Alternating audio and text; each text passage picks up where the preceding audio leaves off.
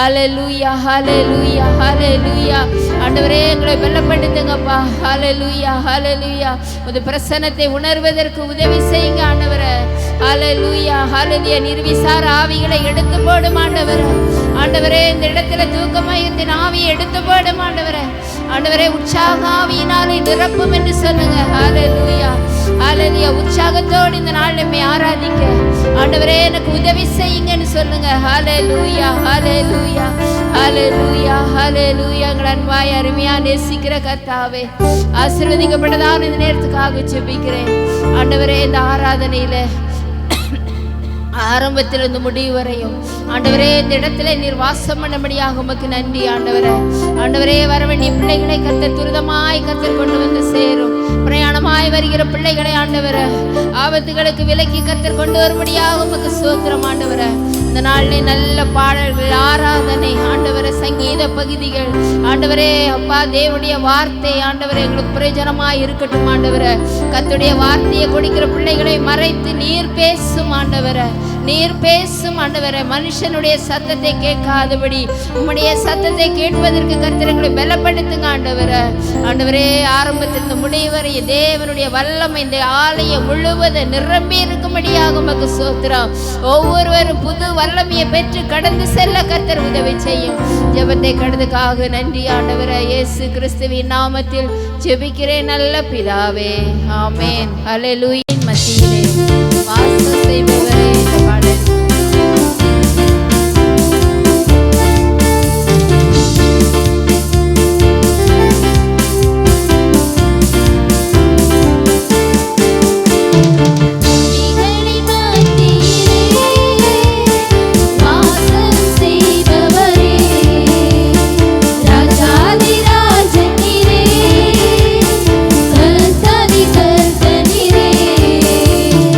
துதிகளின்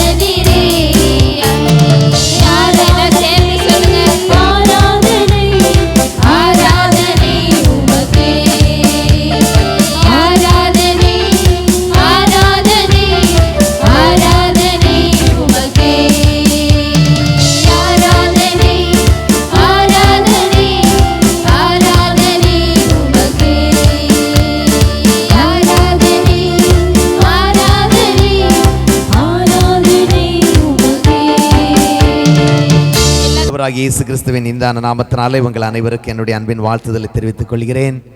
இன்றைக்கு நம்முடைய ஆராதனையில் கலந்து கொள்ளும்படியான வாய்ப்பை கர்த்தர் தந்தபடினால நான் ஆண்டவருக்கு நன்றி செலுத்துகிறேன். CEF ஆஃப் இந்தியா என்று சொல்லுகிறதான சைல்டு இவாஞ்சலிசம் ஃபெலோஷிப் என்று சொல்லுகிறதான ஊழியத்தினுடைய மதுரையினுடைய பொறுப்பாளராக நான் இருக்கிறேன். என்னோடு கூட ஐயா சொன்னது போல 6 பேர்கள் நாங்கள் இந்த நாட்களிலே அந்தமான் வந்திருக்கிறோம். போன ஆண்டிலும் வந்தோம். ஒரு 6 வருடங்களுக்கு முன்பதாகவும் ஒரு டீம் வந்திருந்தாங்க. அந்த டீமில் நான் வரல. போன ஆண்டிலிருந்தும் இந்த ஆண்டும் நானும் வருவதற்கு கர்த்தர் உதவி செய்தார். கர்த்தருக்கு சித்தமானால் சிறுவர் ஊழியத்தை ஸ்திரப்படுத்துவது இந்த ஊழியத்தினுடைய நோக்கம். இதனுடைய அடிப்படையில் கர்த்தருக்கு சித்தமானால் அடுத்த வருகிற ஆண்டுகளிலே எங்களுடைய ஊழியர் ஒருவரை தமிழ்நாட்டிலிருந்து அந்தமானுக்கு நாங்கள் அனுப்புவதற்காக முழு முயற்சியோடு செயல்பட்டு கொண்டிருக்கிறோம். இந்த ஊழியங்களுக்காக நீங்கள் ஜெபித்துக் கொள்ளும்படி அன்புடன் கேட்டுக்கொள்கிறேன். ஐயா சொன்னது போல முதலாவதாக பிள்ளைகளுக்கு ஒரு சின்ன ஒரு பொம்மை பேசுவதற்காக இருக்கிறது. அது பேசினதுக்கப்புறம் வேத வார்த்தையிலிருந்து ஒரு சில சத்தியங்களை கேட்கலான்னு சொல்லி நினைக்கிறேன். என் கூட ஒரு ஃப்ரெண்டு வந்திருக்கிறேன். குட்டி பிள்ளைங்களாம் எங்கே உட்காந்துருக்கீங்க? குட்டி பிள்ளைங்களோட நம்ம எல்லா ஆராதனையில் உட்காந்துருக்கிறவங்களும் நம்ம குட்டி பிள்ளைங்கள மாதிரி மாறிடலாம் கொஞ்சம் நேரம், தப்பே கிடையாது. சரிங்களா? குட்டி பிள்ளைங்கள்லாம் டோனி, அந்த ஃப்ரெண்டு பேர் டோனி. டோனி இங்கே வான்னு சொல்லி கூப்பிட்டா டோனி உங்ககிட்ட பேசுவான். சரிங்களா? டோனி இங்கே வான்னு சொல்லி கொஞ்சம் கூப்பிட முடியுமா? கூப்பிடுங்க பார்க்கலாம். ஐயோ, சாணி வாங்குற மாதிரிலாம் இருக்கு. கொஞ்சம் எல்லாம் சேர்ந்து டோனி இங்கே வா கூப்பிடுங்க. ஓகே, அவர் பேக்கில் தூக்கிட்டு இருக்கிறாரு. சரிங்களா? அவரை நான் ஒரு முறை கூப்பிடுறேன். நீ இங்கே வா, நீ. Very good. இப்போ தான் கொஞ்சம் பெரியவங்களும் சேர்ந்து கூப்பிடுங்க பார்க்கலாம். டோனி, டோனி. என்னாச்சு? மூச்சு பேச்சை காணும். டோனி, என்னாச்சு? டோனி, என்ன பண்ற? தூங்குறேன். தூங்குறியா? வெளியில வாமா. அண்ணே,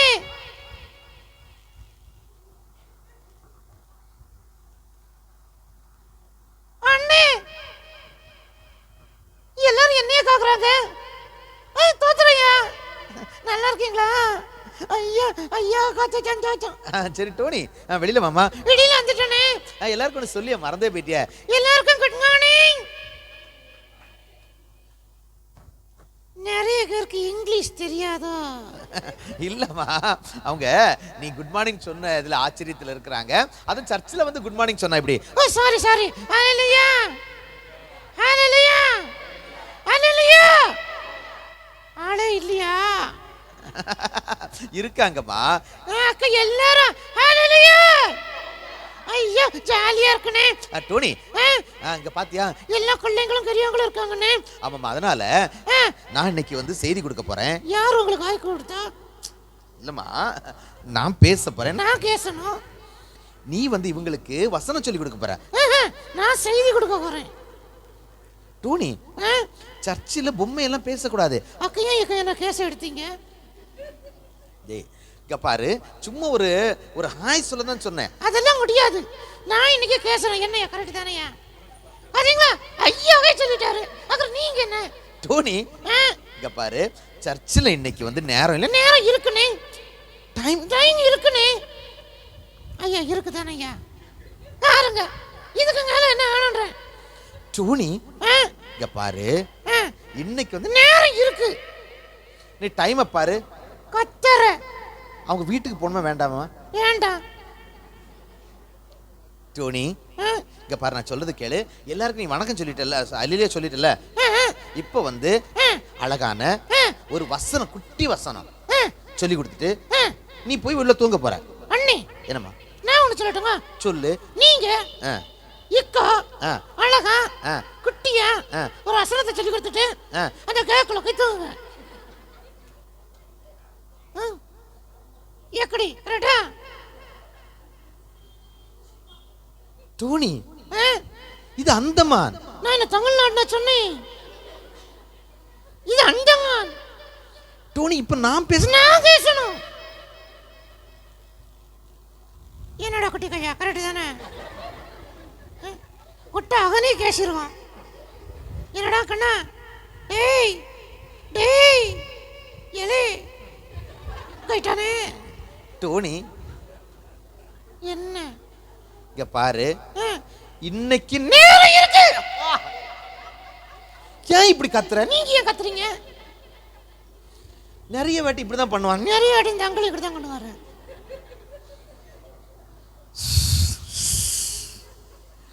இங்க பாருங்க, நிறைய வாட்டி இவன் கீழ்ப்படியவே மாட்டான். இவரும் கீழ்ப்படியவே மாட்டாரு. டோனி, இன்னைக்கு நீ வசனம் மட்டும் சொல்லி கொடுக்குற. இன்னைக்கு கோட்டை எடுக்கிறாங்க. அண்ணே காட்டுங்கண்ணே, காட்டுங்கண்ணே. டோனி, டைம் ஆச்சு. ஐயா சூக்கரா இருக்கு, நீங்க ரொம்ப கருக்கா இருக்கீங்க. டோனி அண்ணே, இங்க பாரு, பேச்ச மாத்தாத. இப்ப வசனத்தை சொல்லி கொடுத்துட்டு நீ போக போற. அதெல்லாம் முடியாது. எக்க நீங்க வசனத்தை சொல்லி கொடுத்துட்டு போறீங்க. என்ன நான் சொல்ல கரெக்ட் தானே? அம்மா இங்க பாருங்க, நேரம் இல்ல. நேரம் இருக்கு. கொஞ்சம் சொல்லுங்களேன். டோனி அண்ணனுக்கு கீழ்ப்படிங்கன்னு சொல்லுங்களேன். சொல்லுங்களேன். அப்படி சொல்லாதீங்க. இந்த அங்கிள்கிட்ட சொல்லுங்க, டோனிக்கு கீழ்ப்படிய சொல்லுங்க. சொல்லுங்க, சொல்லுங்க. சொல்ல மாட்டாங்களையா? சொல்ல மாட்டீங்க. கொட்டிக்கொள்ளுங்க எங்க ஃப்ரெண்ட்ஸ். நீங்க சொல்லுங்கடா கண்ணுங்களா. இந்த அங்கிள்கிட்ட சொல்லுங்களேன், டோனி கேச்ச கேளு. ஜெய், என்ன டேய், சட்டம் கொடுத்துட்டு பயந்துரும் நினைச்சீங்களோ? நீங்க சொல்லுங்கடா கண்ணுங்க. அங்கிள்கிட்ட சொல்லுங்க, அண்ணன் கேச்ச கேட்க சொல்லுங்களேன். டோனி, என்ன இதுதான் உனக்கு லாஸ்ட் வார்னிங். என்ன லார்னிங் கொடுக்குறீங்க? நேரம் இல்ல. நீ வசனத்தை சொல்லி கொடுத்துட்டு போறா இருந்தா போகலாம். இல்லன்னா உன்னை நான் வச்சிருவேன். அண்ணி, நீங்க அப்படி சொல்லும்போது நான் உங்களுக்கு சொல்றேன். என்ன? இதுதான் உங்களுக்கு லாஸ்ட் வார்னிங். நீங்க வசனத்தை சொல்லி கொடுத்துட்டு கேஷாங்க வாயை மூடிட்டு போய் கேக்ல தூங்குங்க. நான் கேஷணும்.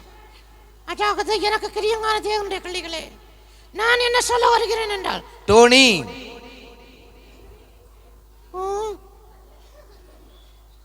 வேண்டாம்.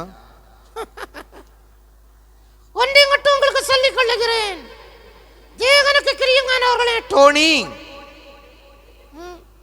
டைம் இல்லம்மா. எனக்கு தெரியும். சாரி, என்ன மன்னிச்சிருங்க. என்ன கணக்குறீங்க? உனக்கு வேற ஒண்ணுமே பண்ண முடியாதுமா. பாடத்தை படிச்சு கொடுத்தாதான் உண்டு. அதாவது என்னன்னா, நம்ம பேசுறதுக்கு டோனி கூப்பிடுங்க. டோனி, டோனி, என்னாச்சு? டோனி, நான் ரொம்ப பேசுனேன். நிறைய நேரங்களில் நம்மளும் இப்படி தான் இருக்கோம். எப்படி தெரியுமா? நமக்கு கொஞ்சம் பேச வந்த உடனே, நமக்கு கொஞ்சம் எல்லாம் செய்ய வந்த உடனே சில நேரங்களில் ஆண்டவருக்கு மேலே போயிடுவோம். ஆண்டவருக்கு மேலே போய் உட்காந்துட்டு சொல்லுவோம், எனக்கு தான் நல்லா பேசுகிறேன்னு, நான் நல்லா தானே இருக்கிறேன், எதுக்கு நீங்கள் சொல்கிறத நான் கேட்கணும்? ஏதோ சர்ச்சுக்கு பேருக்கு வந்தேன்னா, ஆராதனை அட்டன் பண்ணேன்னா, நான் பாட்டுக்கு என் இஷ்டத்துக்கு நான் போவேன். சர்ச்சுக்கு வரும்போது அவர் விருப்பப்படி இருப்பேன். நான் மனுஷன், எனக்கு கோவம் வந்துருச்சு. டோனி இப்படி பேசணுன்னா கோவம் வந்துருச்சு. உனக்கு பாடத்தை டீச் பண்ணணும்னு பிடிச்சி உட்கார வச்சுட்டேன். ஆனால் ஆண்டவருக்கு இது வரைக்கும் கோவம் வராமல் இருக்குமா? அவர் என்ன தெரியுமா சொல்கிறாரு? இன்னும் இருக்கட்டும், பரவாயில்ல, திருந்திடுவார். அந்த தப்பு பொய்யிலிருந்து திரும்பி வந்துடுவாங்க. ஏன் சொல்ல கேட்க ஆரம்பிச்சிருவாங்க. வசனத்தை வாசிக்கிறதுக்கு கீழ்ப்படி ஆரம்பிச்சிருவாங்க.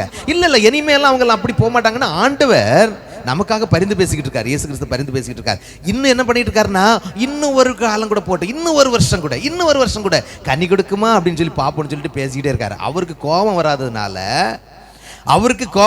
நம்ம எப்படி இருக்கோம்? பக்கத்தில் பார்த்து சொல்லுங்க, நம்ம இஷ்டத்துக்கு போகிறோம். சொல்லுங்க, நம்ம இஷ்டத்துக்கு போகிறோம். சங்கீதம் 2ல் அழகான ஒரு வசனம் இருக்கு, 11. என்ன தெரியுமா?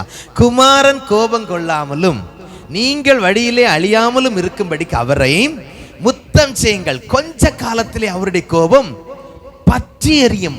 அவரை அண்டிக் கொள்கிற யாவரும், பிள்ளைங்களுக்கு மட்டும் இல்லை, நமக்கு எல்லாருக்குமே ஒரு லெசன் என்ன தெரியுமா? என்னைக்குமே ஆண்டவர் சொல்றதை கேட்கணும். பக்கத்தில் சொல்லுங்க, என்னைக்குமே ஆண்டவர் சொல்றதை கேட்கணும். அடுத்தபடியாக பார்த்தீங்கன்னா, இந்த சபைக்கு எனக்குன்னு ஒரு மெய்ப்பர் ஆண்டவர் வச்சிருக்காரு இல்லையா, அவர் சொல்றதை கேட்கணும். உங்களுக்கு ஒரு உதாரணத்தை சொல்லட்டுமா? ஆண்டவர் மெய்ப்பருடைய சொல்ல கேட்கணும் அப்படிங்கிறதுக்கு நான் ஒரு உதாரணத்தை சொல்றேன். ஆண்டவர் செஞ்ச முதல் அற்புதம் என்னது? கானா ஒரு கல்யாணம். கரெக்டா? கானா ஒரு கல்யாணத்தில் என்ன பண்ணாரு? தண்ணீரை திராட்சை ரசமா மாத்தினாரு. திராட்சை ரசமா மாத்திர முதல் அவருடைய அற்புதத்தை செக் பண்றதுக்கு யாருக்கிட்ட கொடுக்க சொன்னாரு? பந்தி விசாரிப்புக்காரங்கிட்ட, வேலைக்காரங்கிட்ட சொல்லுவாரு, எடுத்துட்டு போய் பந்தி விசாரிப்புக்காரரிடத்துல கொடுங்கள். யார்கிட்ட சொல்லுவாரு? வேலைக்காரங்க கிட்ட. அவர் செஞ்ச முதல் அற்புதத்தை செக் பண்றதுக்கு 7 நாளைக்கு மட்டும், அந்த கல்யாணத்துக்கு மட்டும் பொறுப்பா கொடுத்திருக்கிற பந்தி விசாரிப்புக்காரனுக்கு கனத்தை கொடுத்து அவர் ஓகே பண்ணார்னா சர்வ் பண்ணுங்க. 7 அகிலத்தையும் உண்டாக்கின ஆண்டவர், நல்ல கவனிங்க, அகிலத்தையும் உண்டாக்கின ஆண்டவர் முதல் அற்புதத்தை உலகத்துல 7 நாளைக்கு மட்டும் பொறுப்பா இருக்கக்கூடிய, அதாவது யூதர்களுடைய கல்யாணம் 7 நாள், அந்த 7 நாளைக்கு மட்டும் பொறுப்பா இருக்கக்கூடிய பந்தி விசாரிப்புக்காரர் ஓகே பண்றதுக்கு அவருக்கு அனுமதிக்கிறார். அப்படின்னா பாருங்க எந்த அளவுக்கு பொறுப்பாளர்களுக்கு ஆண்டவரே முக்கியத்துவம் கொடுத்திருக்காரு பாருங்க. இன்னைக்கு சில நேரங்கள்ல நமக்குன்னு ஆண்டவர் கொடுத்திருக்கிற சபையினுடைய போதகர் அவர் என்ன சொல்றாரோ அதுக்கேற்றபடி டோனி மாதிரி உட்கார்ந்துருக்காம என் இஷ்டத்துக்கு தான் பேசணும் இல்லாம நான் இருக்கும்போது ஆண்டவர் கண்டிப்பா கனப்படுத்துறாரு. அதான் நான் மறுபடியும் சொல்றேன், நான் மனுஷன், எனக்கு கோபம் வந்துருச்சு, ஆண்டவருக்கு இன்னும் கோபம் வரல. அவர் கோபம் வர்றதுக்கு முன்னாடி நம்ம என்ன பண்ணிடணும், மாறிடணும். பக்கத்துல பார்த்து சொல்லுங்க, குட்டி பிள்ளைங்க பக்கத்துல பார்த்து சொல்லுங்க, அவருக்கு கோபம் வர்ற முன்னாடி மேல கையை காட்டி காட்டுங்களேன், அவருக்கு கோபம் வர்ற முன்னாடி திருந்திருங்க, மாறிடுங்க, வாழ்க்கையை மாத்திருங்க, அவருக்காக வாழ்ந்துருங்க. சரி, நம்ம ஒரு பாடம் படிச்சுக்கிட்டோம் இல்லையா, அதுக்கு ஒரு வசனத்தை படிச்சிடலாமா? ரொம்ப சிம்பிள் தான், இதே தான். யோவான் 2:5 குட்டி பிள்ளைகளை சொல்லுகிறேன், அவர் உங்களுக்கு என்ன சொல்லுகிறாரோ அதன்படி செய்யுங்கள். சொல்லுங்க பாப்பா, அவர் உங்களுக்கு என்ன சொல்லுகிறாரோ அதன்படி செய்யுங்கள். யோவான் 2:5. சரி, நான் இப்ப கூப்பிடட்டுமா? அப்படி வச்சுட்டு பேக்கல கூப்பிடணும்ல, பாவமா இருக்குல்ல, நிறைய பேருடைய முகத்தை பார்க்கும்போது தெரியுது பிடிச்சி அடித்து விட்டார அப்படிங்கிற மாதிரி தெரியுது. கூப்பிடுங்க பார்க்கலாம், ஏன்னா அவன் வரும்போது என்ன வேணா பேசுவான், அதனால பார்த்துக்கோங்க. கொஞ்சம் கூப்பிடுங்க பார்க்கலாம். டோனி,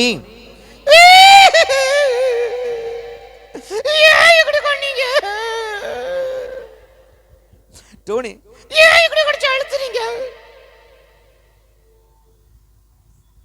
நீங்களாவது சொல்லக்கூடாதா? குடிச்சு அழிச்சுக்கிட்டாரு. ஏன்டா குட்டி கையா, டேய் நீங்களாவது சொல்லக்கூடாதா? அவர் பேசுறது கேட்டுக்கிட்டே இருக்கீங்க. டோனி, ஏன் இப்படி கொண்டீங்க? ஓகே ஓகே ஓகே ஓகே ஏன் ஓகே ஓகே ஏன் ஓகே ஓகே ஏன் ஓகே டோனி, உன்னை வச்சு ஒரு பாடத்தை உங்களுக்கு டீச் பண்ணணும்னு நினைச்சேன். யாருக்கு? நம்ம மக்களுக்கு எல்லாருக்கும். அதனால தான் வச்சேன். கோபம் வந்து வைக்கலையா? கோபம் வந்த மாதிரி நடிச்சேன். ஆமா, உண்மையா? உண்மையா? ஐயோ ஐயா, ஜாலியா இருக்கு ஜாலியா இருக்கு. அங்க உண்மையா கோவம் வரலையானே? இல்லம்மா, கோவம் வர மாதிரி பண்ணு. ஏன்னா நிறைய நேரங்கள்ல ஆண்டவர்கிட்ட நாங்க இப்படிதான் நடந்துக்கிறோம் அப்படிங்கறத இவங்களுக்கு எல்லாரும் சொன்னேன். அப்படியே நடந்துக்கிறீங்க நீங்க? பொண்ணுங்க தலையாட்ட மாட்டேங்கிறாங்க. ஓ, மகனங் சங்கதத்து கரிகுரி அப்படியே நடந்துக்கிறீங்க. நான் இன்னைக்கு கரியா காடத்தை கடிச்சுக்கிட்டேன். இந்த அண்ணகிட்ட அப்படி நடந்துக்க கூடாதுன்னு குடிச்சு அச்சுக்கிட்டாரு. எனக்கு ஒன்றும் கேச முடியல. நீங்க அப்படி இருக்காதீங்க. என்னன்னு சொன்னீங்க? அதே மாதிரி அவருக்கு கோபம் வர்ற முன்னாடி, எவருக்கு? ஆண்டவருக்கு. ஓ சரி, அவருக்கு கோபம் வர்ற முன்னாடி குட்டி பிள்ளைங்களை நாங்க நினைச்சுக்கிட்டோம், திருந்தணும்னு நினைச்சுக்கிட்டோம். பெரியவங்க திருந்த கூடாதுன்னு நினைச்சிட்டீங்க, நாங்களும் மாறணும்னு நினைச்சுக்கிட்டோம். அப்படியா? ஆமாமா, ஒரு வசனம் கூட படிச்சிட்டோம். என்ன வசனம்? யோவான். எனக்கு அந்த வசனங்க? ஆமா, எனக்கு தெரியும். அப்ப சொல்லு பாப்போம். யோவான். சரி, என்னாச்சு? சரி. Hello hello hello hello hello hello hello hello hello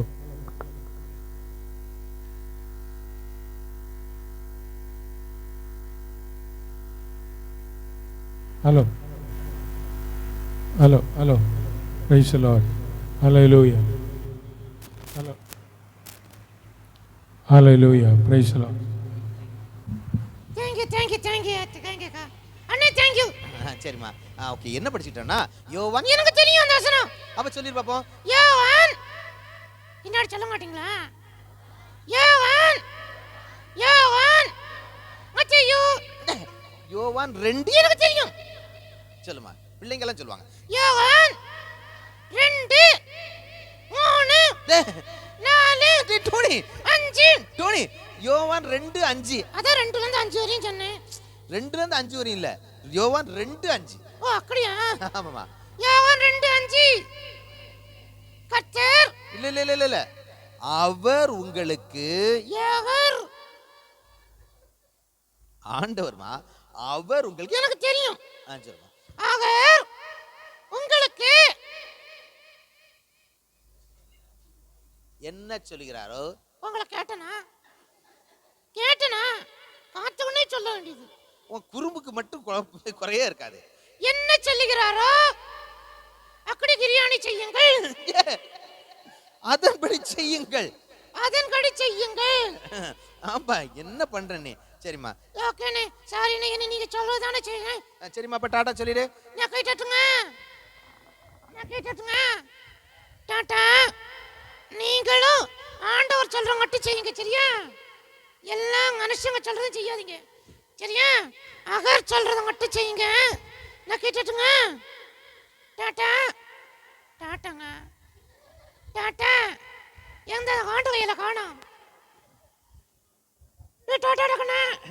Tata Tata. மெதுவா டோனி. அண்ணே என்னம்மா? நீங்க மெதுவா வைங்கண்ணே. சரிம்மா. டாடா. ஏசிட்டு மண்டையும் குடிக்கிறீங்க. உள்ள போறதுக்கு தான் தெரியும். சரிம்மா. டாடா டாடா. அண்ணே என்னம்மா? உள்ள ஒரே கொசுவா இருக்குண்ணே. சரி, நான் கொசுவர்த்தி எல்லாம் வைக்கிறேன். டாடா சொல்லு. போயிட்டாரே. டாடா. ஐயா டாடாயா. ஐயா அழகா சிரிக்கிறாருண்ணே. டாடா டாடா. சரிம்மா. அண்ணே என்னம்மா? எதுகோண்ணே. சரிம்மா. அண்ணே என்னம்மா? என் கைனே உள்ள வச்சிட்டம்மா. அண்ணே என்னம்மா? என் கைனே. ஓ அண்ணே கைனே. ஓகே ஓகேம்மா. அண்ணே என்னம்மா? ஐயா வந்து எனக்கு ஆ தாத்தாங்காரி இருக்காரு. சரிம்மா. எனக்கு அவர் சக்.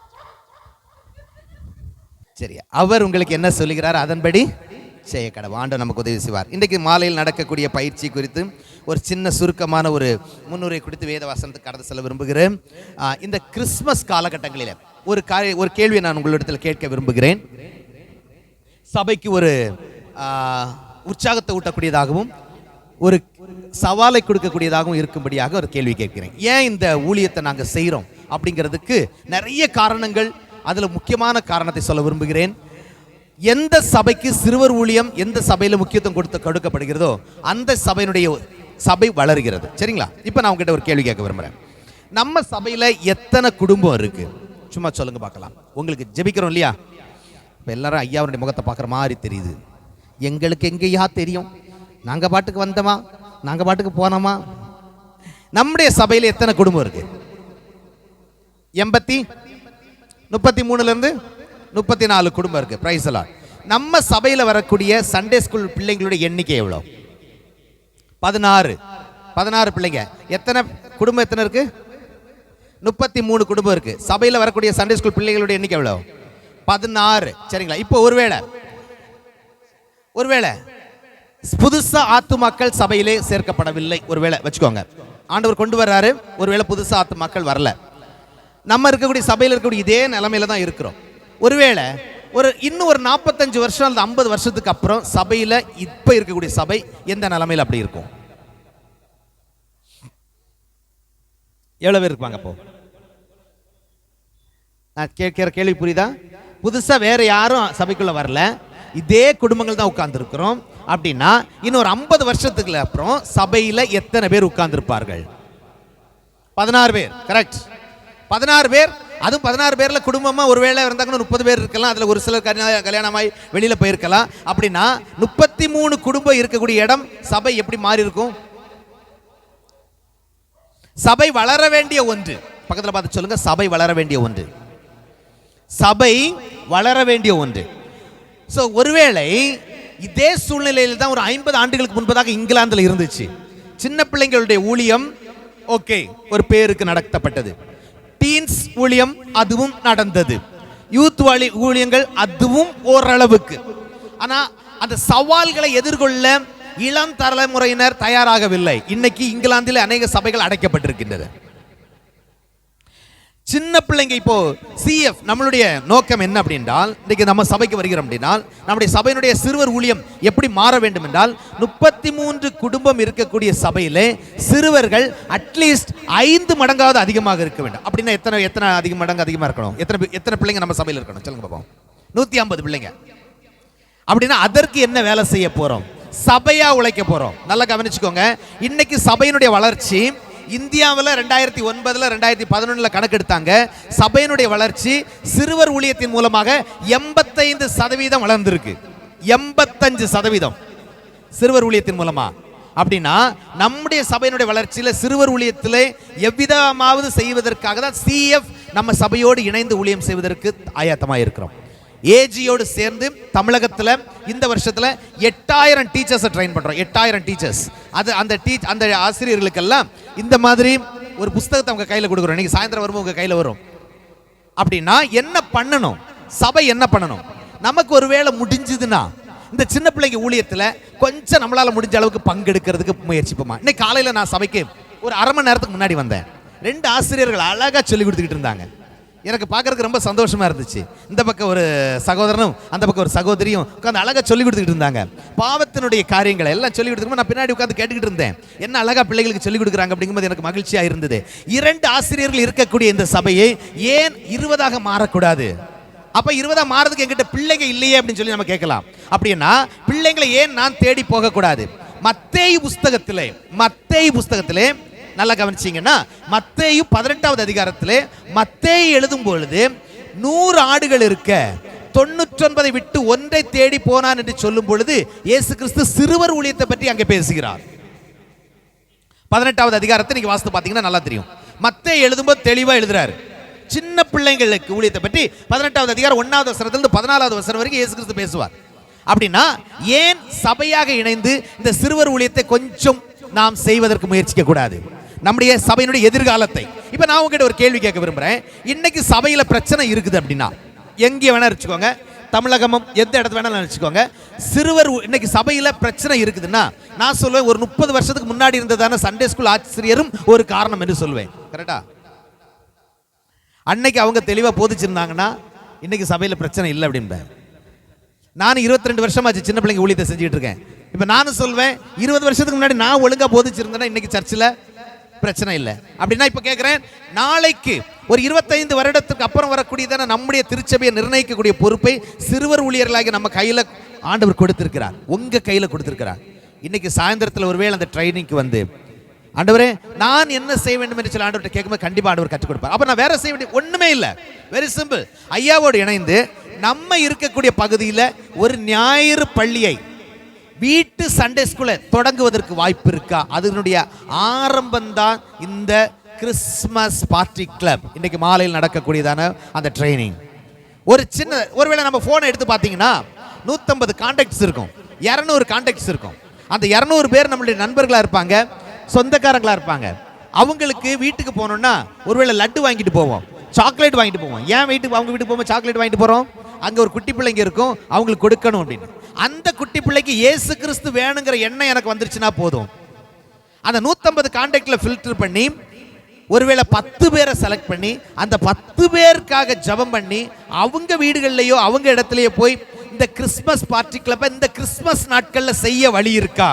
நம்முடைய சபையோடு இணைந்து அங்கே செய்வது நிமித்தமாக அந்த இடத்துல இருக்கக்கூடிய ஒரு பிள்ளைகள் 5 பிள்ளைங்க 2 பிள்ளைங்க போதும், ஆரம்பிப்போமே, அதுல ஆரம்பிப்போமே. அவங்க வீட்டில் இருக்கக்கூடிய 2 பிள்ளைங்க போதும். நம்ம பெரியப்பா இருக்காரு, அவங்க வீட்டில் இருக்கக்கூடிய அந்த 2 அவங்களுடைய பேத்திங்க போதும், அண்ணன் வீட்டில் இருக்கக்கூடிய பிள்ளைங்க போதும், மாமா வீட்டில் இருக்கக்கூடிய பிள்ளைங்க போதும். இது வரைக்கும் சத்தியத்தை கேட்காம நம்ம அந்த மாதிரி உட்கார்ந்துருக்காங்க நம்ம ஃப்ரெண்ட்ஸ் வீடு. அவங்க வீட்டில் இந்த கிறிஸ்மஸ் டைம்ல நான் உங்க வீட்டுக்கு வரேன், ஒரு பார்ட்டிக்காக வரேன் அப்படின்னு சொல்லி ஒரு 4 கேக்கு பீஸையும் வாங்கிக்கிட்டு நம்ம போனோம்னு சொன்னா அந்த பிள்ளைகளுக்கு சத்தியத்தை சொல்லும்போது ஒருவேளை ஆண்டவர் நமக்கு உதவி செய்வார் என்றால் 2025 வரும்போது அந்த இடத்துல ஒரு வீட்டு சண்டே ஸ்கூல் ஆரம்பிப்பதற்கு வாய்ப்பாக அமையும். ஆமென். இப்ப நம்ம சபையில ஒரு 10 பேர் இந்த தீர்மானத்தை எடுத்துட்டோம்னு வைங்க. 10 பேர் ஆளுக்கு ஒருத்தரும் ஒரு சண்டே ஸ்கூல் ஆரம்பிக்கிறோம். ஒரு சண்டே ஸ்கூல்ல 10 பிள்ளைங்க வரைக்கும் வந்துட்டாங்க அப்படின்னா எத்தனை பேர் நம்ம சண்டே ஸ்கூல்ல இருப்பாங்க? எவ்வளோ? அவங்க ஒருவேளை சண்டே இங்க வராம இருக்கலாம், ஆனா வீட்டு சண்டே ஸ்கூல்ல உட்கார்ந்துருப்பாங்க 100 பேர். நம்ம சண்டே ஸ்கூல்ல இருக்கக்கூடிய 16. அப்ப மொத்தம் எத்தனை ஆச்சு? நம்ம டார்கெட் எவ்வளோ? ஈஸியாக கொண்டு போகலாமா? ஜெபத்தோட கொண்டு போகலாமா? நம்முடைய சபை வளர வேண்டும், சரிங்களா? அந்தமான்ல இருக்கக்கூடிய அநேக கிளைகள் இன்னும் உருவாக வேண்டும். இப்போ ஐயா ஜெபம் பண்ணும்போது கடகடன் அவர் பேரை சொல்லும்போது எனக்கு ஒண்ணுமே புரியல. 9 கிளை சபைகளுக்காக ஜெபிக்கிற ஆண்டவரேன்னு அவர் சொல்லும் விதத்தில் தெரிஞ்சது. தினமும் அவர் சொல்லி ஜெபம் பண்றாரு அப்படின்னு. தினமும் என் கீழே வந்து பார்த்தீங்கன்னா 27 ஒர்க்கர்ஸ் இருக்காங்க. 27 ஒர்க்கர்ஸ்க்காக நான் ஜெபம் பண்ணும்போதே உட்காந்து ஜெபம் பண்ணிட்டு திடீர்னு எனக்கு பெயர் மறந்து போய் டக்குன்னு கூகுளில் போய் இந்த இது வாட்ஸ்அப்பில் உட்காந்துட்டு நேமர் எல்லாருக்காக ஜெபம் பண்ணிட்டேன்னு பார்ப்பேன். ஆனால் அவர் ஜெபம் பண்ணும்போது ஆண்டவர் இதற்காக ஜெபிக்கிறேன், இதுக்காக ஒன்றுன்னா சொல்றாரு, ஒன்றுமே எனக்கு புரியல. ஆனால் ஆண்டவரே கொடுத்துருக்க தரிசனத்துக்காக நன்றி ஆண்டவரே, அங்கே நின்று நான் ஜெபம் பண்ணிட்டு இருந்தேன். 9 இடங்கள்ல இருக்கக்கூடிய ஊழியங்கள் எத்தனையாக மாற வேண்டும்? எத்தனையாக மாற வேண்டும்? கேட்கல. உங்களுக்கு இருக்கக்கூடிய விசுவாசத்தின் அடிப்படையில் என்ன நம்பர் வேணாலும் சத்தமா சொல்லுங்க, ஆண்டவர் கேட்பார். சரிங்களா? எனக்காக சொல்ல வேண்டாம். உங்களுக்கு இருக்கக்கூடிய விசுவாசத்தினுடைய அடிப்படையில் தைரியமாக சத்தமாக சொல்லுங்கள், ஆண்டவர் கேட்டுக்கிட்டு இருக்கார். எத்தனையாக மாற வேண்டும்? நம்ம அந்தமான்ல ஏஜி சபையினுடைய தலைவர் யாரு? அது உண்மைதாங்கய்யா, அவர் நம்மகிட்ட பொறுப்பா கொடுத்துருக்காரு இல்லையா? நம்முடைய சபையினுடைய தலைவராக இருக்கக்கூடிய அவருடைய தலைமைத்துவத்திலேயே சபைகள் அத்தனை உருவாக வேண்டும். எத்தனை ஐலாண்ட் இருக்கு நம்ம அந்தமான்ல? நிக்கோபார் ஐலாண்ட்ஸ்ல எத்தனை இருக்கு? எத்தனை இடங்கள்ல சத்தியம் போகாம இருக்கு? யாரை கொண்டு பயன்படுத்துவார் கர்த்தர்? யாரை கொண்டு பயன்படுத்துவார்? நோபலை கொண்டு பயன்படுத்துவார். யாரை கொண்டு? கேட்கல. நான் என்னன்னு சொல்லல, நோபல்ங்கிறது என் பேரு, சரிங்களா? இப்ப தைரியமா விசுவாசத்தோடு கூட சொல்லுங்க, என் அந்தமான் மற்றும் நிக்கோபார் ஐலாண்ட்ஸ்ல இருக்கக்கூடிய தீவுகளில் இருக்கக்கூடிய ஜனங்களுக்கு சத்தியத்தை கொண்டு போவதற்கு நோபலை கர்த்தர் பயன்படுத்துவார். யாரை பயன்படுத்துவார்? என்னங்கிற வார்த்தையை நான் சொல்லல, நோபல்ங்கிறது என் பேரு. அப்படின்னே என் பேர் சொல்ற இடத்துல யார் பேர் வர வேண்டும்? உங்க பேர் வரணும். அப்ப உங்க பேர் வச்சு தைரியமா சொல்லுங்க, ஏன்னா கர்த்தர் பார்த்து கொண்டிருக்கிறார். அந்தமான் மற்றும் நிக்கோபார் ஐலாண்ட்ஸ்ல இருக்கக்கூடிய தீவுகளுக்கு ஜனங்களுக்கு சத்தியத்தை சுவிசேஷத்தை கொண்டு செல்வதற்கு கர்த்தர் நோபலை பயன்படுத்துவார். யாரை பயன்படுத்துவார்? கர்த்தர் கேட்டிருக்கிறார். தரிசனத்தோடு இறங்குவோம். அதுதான் இன்றைக்கு நான் உங்களிடத்தில் செய்தியாக சொல்வதற்காக நான் ஆண்டவரிடத்தில் கேட்கும்போது, ஆண்டவரே, நான் ஏஜி சபைக்கு முதல் முறையாக கடந்து செல்கிறேன், என்ன பேச வேண்டும் என்று சொல்லிட்டு போன நாட்கள் இந்த வாட்டி ஷெடியூல் போடும்போது நான் அதை ஒர்க் பண்ணிட்டு இருந்தேன். அப்போது நம்ம சபைக்கு நான் வரணும் அப்படிங்கிறது என் பேர் நம்முடைய சபையில் தான் நான் போட்டேன். அப்படி போடும்போது ஒரு மாதத்துக்கு முன்னாடி தான் ஜெபிக்க ஆரம்பித்து விட்டேன். அந்த நேரத்தில் எனக்கு மிகவும் பிரயோஜனமாக இருந்ததான ஒரு பகுதி, எனக்கு மிகவும் ஆசீர்வாதமாக இருந்த ஒரு பகுதியை, தரிசனத்தை எனக்கு கொடுத்ததான ஒரு பகுதியும் ஒரு சில சபைகளில் இதை நான் பேசியிருக்கிறேன். அந்த ஒரு பகுதியிலிருந்து ஒரு சில காரியங்கள் உங்களோடு கூட நான் வேகமாக எனக்கு கொடுக்கப்பட்ட நேரத்திலே நான் பேசலாம் என்று சொல்லி நினைக்கிறேன். மார்க்குவின் புஸ்தகம் 6வது அதிகாரத்துக்கு நேராக உங்கள் வேதாகமத்தை திருப்பிக் கொள்ளுங்கள். மார்க்குவின் புஸ்தகம் 6வது அதிகாரம் அதனுடைய 31வது வசனத்திலிருந்து ஒரு சில வசனங்களை நாம் தியானிக்க கேட்கலாம். நாம் கேட்கலாம். மார்க்குவின் புஸ்தகம் 6வது அதிகாரம் 31வது வசனத்திலிருந்து 44வது வரைக்கும் ஒரு வசனங்கள். இந்த வசனத்தை வாசிக்காமலே இது என்ன சம்பவம்னு யாராவது சொல்ல முடியுமா? 5 அப்ப 2 மீன் சம்பவம், அவ்வளவுதான். 5 அப்ப 2 மீன் கதை தெரியாதவங்க யாராவது நம்ம சபையில் இருக்கீங்களா? இல்ல.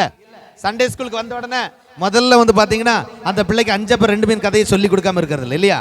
ஏன்னா சின்ன பிள்ளைங்க ஊழியத்தினுடைய ஊழியன்னு சொன்னாலே அவங்க சொல்லுவாங்க, 5 அப்ப 2 மீனை ஒரு குட்டி பையன் எங்க கொண்டு வந்தார்? இயேசு கிறிஸ்துவினிடத்துல கொண்டு வந்தார். அதை வைத்து 5000 பேருக்கு போஷித்தார் அப்படிங்கிற நமக்கு நல்லா தெரியும், சரிங்களா? இந்த பகுதியை கேட்பதற்கு முன்பதாக கண்களை மூடி ஆண்டவர் நோக்கி பார்க்கலாம். ஆண்டவரே, என்னோடு கூட பேசும் ஆண்டவரே, என்னோடு கூட பேசும் ஆண்டவரே.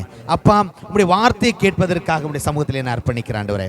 என் கூட பேசுங்க ஆண்டவரே. உங்களுடைய வார்த்தை என்னோடு கூட இடைப்படட்டும். நான் என்ன செய்ய வேண்டும் என்பதை எனக்கு சொல்லித்தாரும் ஆண்டவரே. இந்த அந்தமான்ல ஒரு நோக்கத்தோடு கூட என்ன வச்சிருக்கீங்க. எங்க பூர்வீகம் ஒருவேளை எங்க வேணா இருந்திருக்கலாம், ஒரு நோக்கத்தோடு கூட இங்க வந்திருக்கேன் ஆண்டவரே. இங்க என்ன உட்கார வச்சிருக்கீங்க. நான் ஒரு தமிழ் பேசக்கூடிய ஒரு பிள்ளையாக நீர் வகித்திருப்பதனுடைய நோக்கம் என்ன?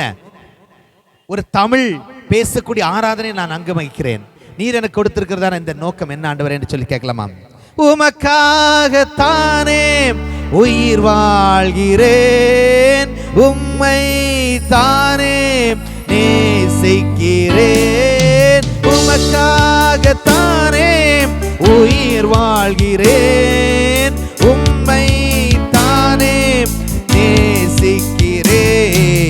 வாழ்ந்தாலும் உம்மோடுதான், மரித்தாலும் உம்மோடுதான். நான் வாழ்ந்தாலும் இயேசுவுக்காய்,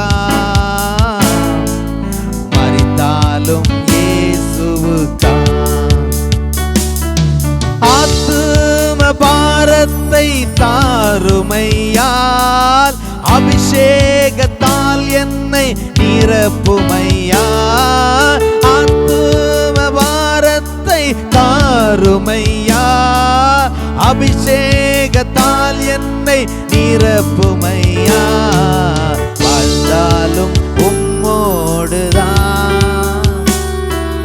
மரித்தாலும்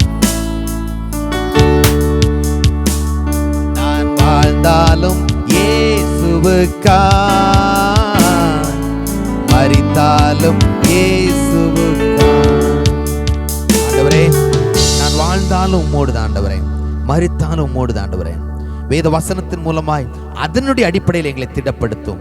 உமக்கு பிரியமான வாழ்க்கை வாழ எங்களோடு கூட பேசும். இயேசுவின் மூலம் பிதாவே, ஆமென். 31வது வசனத்தை வாசிக்கலாம்.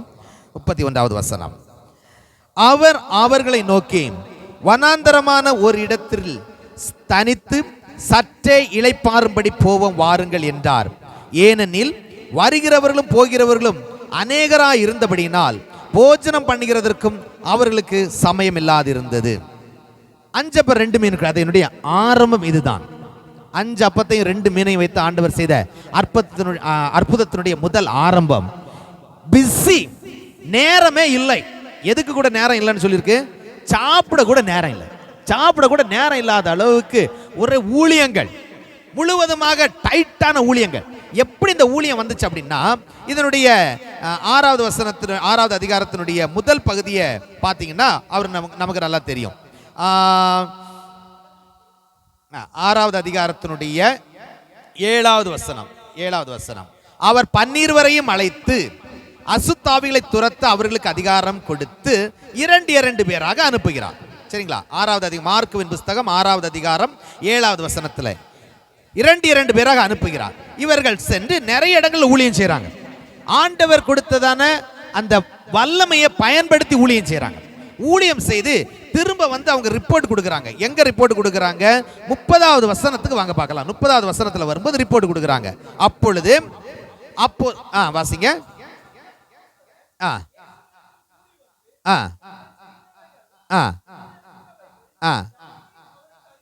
இப்போ ரிப்போர்ட்டிங் டைம். ரிப்போர்ட்டிங் டைம் என்ன?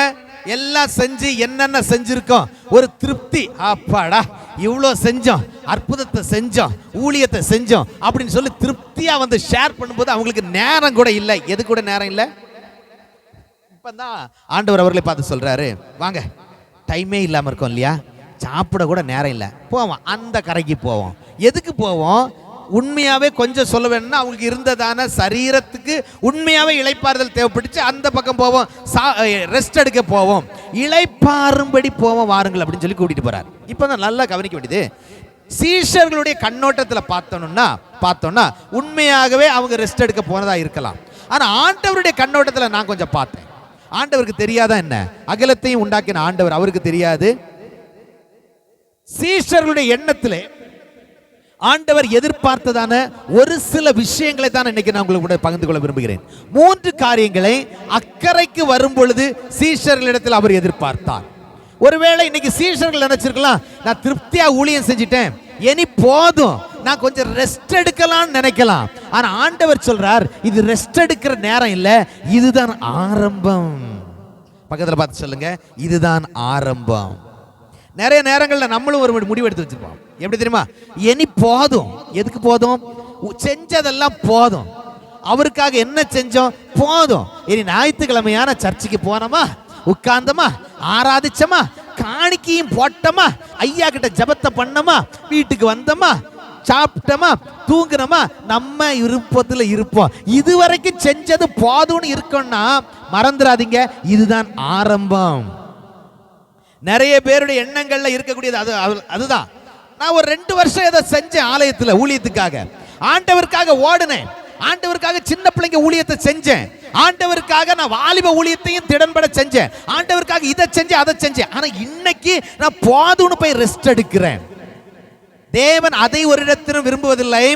ஆண்டவருக்காக என் கடைசி மூச்சு வரைக்கும் ஓடுவதற்காக தேவனுடைய பிள்ளைகளை கர்த்தர் அழைக்கிறார்.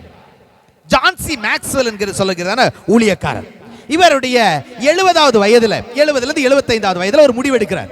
என்ன முடிவு எடுக்கிறார்னா, 75 வயசாயிடுச்சு, இனி போதும், என்ன போதும், ஊழியம் போதும் அப்படின்னு முடிவெடுத்துட்டு அப்பா கிட்ட, அவருடைய அப்பாவுக்கு வயசு 95, அவர் படுத்த படுக்கையா இருக்காரு.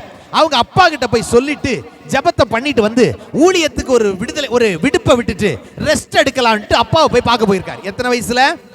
75 வயசுல. ஜான்சி மேக்ஸ்வெல் இன்னைக்கு உயிரோடு இருக்கிறாரு. அவருடைய கூகுளில் நீங்க போட்டு பார்த்தீங்கன்னா அவருடைய எழுத்துக்கள் எல்லாம் தலைமைத்துவம் வாய்ந்த எழுத்துக்களாக இருக்கும், ரொம்ப நல்லா இருக்கும். படிச்சு பார்த்தீங்கன்னா உங்களுக்கு தெரியும். அவர் அவங்க அப்பா பேச போயிருக்காரு.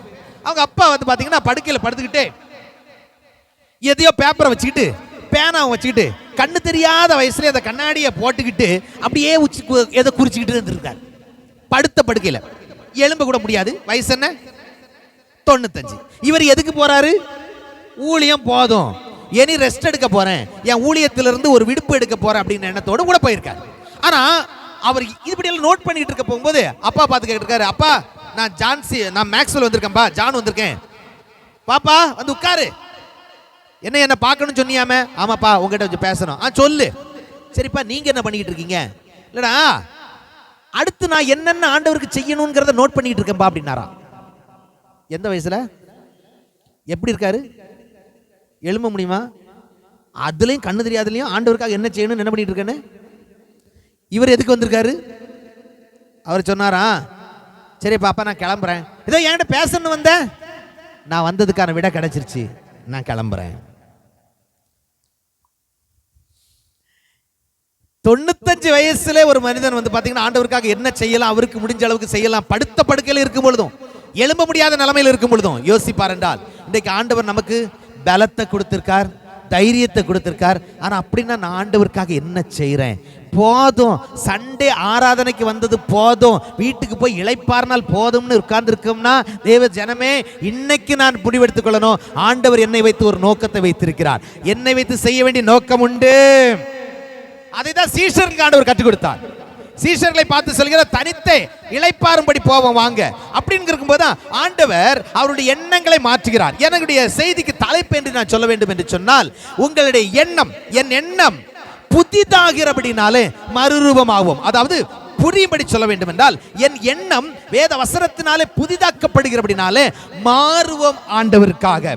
கவனிங்கள், 3 காரியங்களை ஆண்டவர் சீஷர்களிடம் எதிர்பார்த்தார். அந்த 3 காரியங்களை என்னிடத்திலும் ஆண்டவர் எதிர்பார்க்கிறார் என்கிறதை 3 வார்த்தைகளை உங்களோடு கூட சொல்லி நான் முடிக்க விரும்புகிறேன். இப்போ அந்த ஓய்வெடுக்கணும்னு போனவங்க வனாந்தரத்துக்கு போயாச்சு. வனாந்தரத்துக்கு போகும்போது ஆண்டவர் அழகா அங்க திட்ட வச்சிருக்காரு. அங்க ஏற்கனவே ஒரு கூட்டம் வந்து உட்கார்ந்துருக்கு.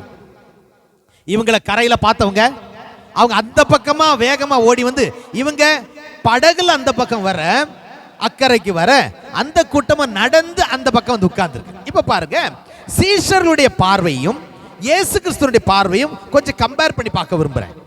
சீஷர்கள் எப்படி பார்த்தாங்க, இயேசு கிறிஸ்து எப்படி பார்த்தாங்க. ஃபர்ஸ்ட் இயேசு கிறிஸ்து எப்படி பார்த்தாங்க அப்படிங்கறத பார்ப்போமே. அதனுடைய 33வது வசனத்தை வாசிக்க பார்ப்போம்.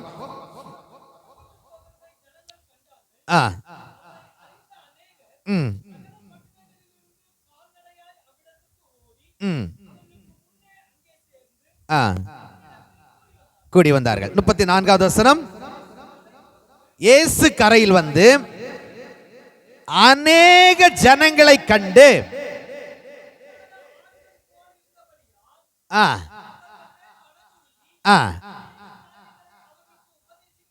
கவனிங்க, இயேசு கிறிஸ்து எப்படி பார்த்தாரு?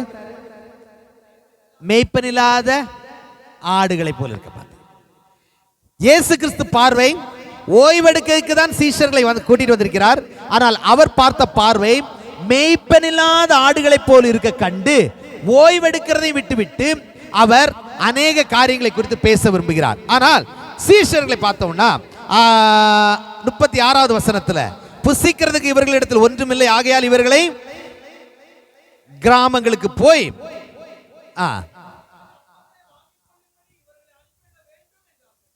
இயேசு கிறிஸ்துடைய பார்வைக்கு சீஷர்களுடைய பார்வைக்கு உள்ள வித்தியாசம் தெரியுதா?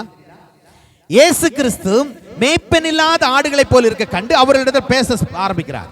ஆனா சீஷர்கள் பார்த்த பார்வையோ, இவங்களுக்கு சாப்பிடுறதுக்கு ஒண்ணு இல்லை, இவங்களை அனுப்பிடும். 2 பேர் பார்த்த பார்வைக்கு வித்தியாசம் ஒண்ணு. சீஷர்கள் பார்த்தது சரீர பிரகாரமாய் பார்த்தார்கள். ஆனால் ஆண்டவர் பார்த்ததோ ஆவிக்குரிய ரீதியில பார்க்கிறார். மேய்ப்பனில்லாத ஆடுகளை போல் இருக்க கண்டார்.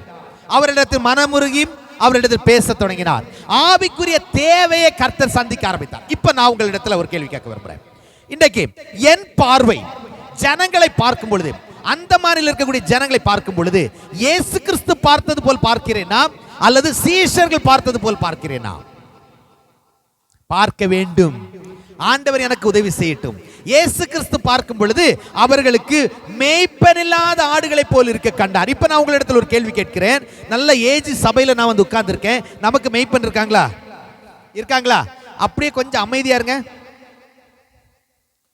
வெளியில எத்தனை சத்தம் கேட்குது, எத்தனை வாகனங்கள் போகக்கூடிய சத்தம் கேட்குது. அதுல எத்தனை பேர் இந்த மாதிரி ஆலயத்தில் வந்து உட்கார்ந்து இருக்காங்க? அவர்களுக்கு மேய்ப்பன் உண்டா? சீஷர்கள் பார்த்த பார்வைக்கும் இயேசு கிறிஸ்து பார்த்த பார்வைக்கும் உள்ள வித்தியாசம் அதுதான். நான் ஆண்டவர் பார்ப்பது போல் பார்க்க வேண்டும். அப்படி என்றால் முதல் காரியம் ஆண்டவர் என்னிடத்தில் எதிர்பார்ப்பது அழிந்து போகிறதான ஆத்துமாக்களை குறித்ததான அக்கறை வேண்டும். முதல் காரியம் அக்கறை. சொல்லுங்க, இங்கிலீஷ்ல சொல்ல வேண்டும் என்றால் முதல் சி, கன்சர்ன். கன்சர்ன் வேண்டும். யார் இடத்துல கன்சர்ன் வேண்டும்? அழிந்து போகிறதான ஆத்துமாக்களை குறித்ததான ஒரு அக்கறை வேண்டும். நான் இளைப்பாறுவதற்கு போதும் என்று நினைக்கலாம், இளைப்பாற யோசித்திருக்கலாம். ஆனால் ஆண்டவர் என்னிடத்தில் எதிர்பார்ப்பது அக்கறை. இதை நான் சொல்லும்போது இப்படி யோசித்து பார்த்தேன். அக்கறைக்கு போக சொன்ன ஆண்டவர் சீஷர்களிடம் அக்கறை வேண்டும் என்கிறார். அக்கறைக்கு போவோம் வாருங்கள் என்று சொன்னவர் அக்கறை வேண்டும் என்கிறார். என்ன அக்கறை வேண்டும்? மேய்ப்பனில்லாத ஆடுகளை போல் இருக்கிறார்கள் என்கிறத அக்கறை வேண்டும். அக்கறை வேண்டும். ஆனால் ஏன் இந்த அக்கறை குறைவாய் இருந்தது சீஷர்களுக்கு அப்படின்னா, அவங்கள பொறுத்த வரைக்கும் பார்த்த பார்வையில் நிஜம்தான், அது ஃபேக்ட் தான், நடந்த உண்மைதான். என்ன 3 எதிர்மறையான காரியங்களை அவங்க பார்த்தாங்க. என்ன காரியம்ங்கிறத பார்த்தீங்கன்னா அந்த வசனத்தில் போட்டிருக்கும் பாருங்க.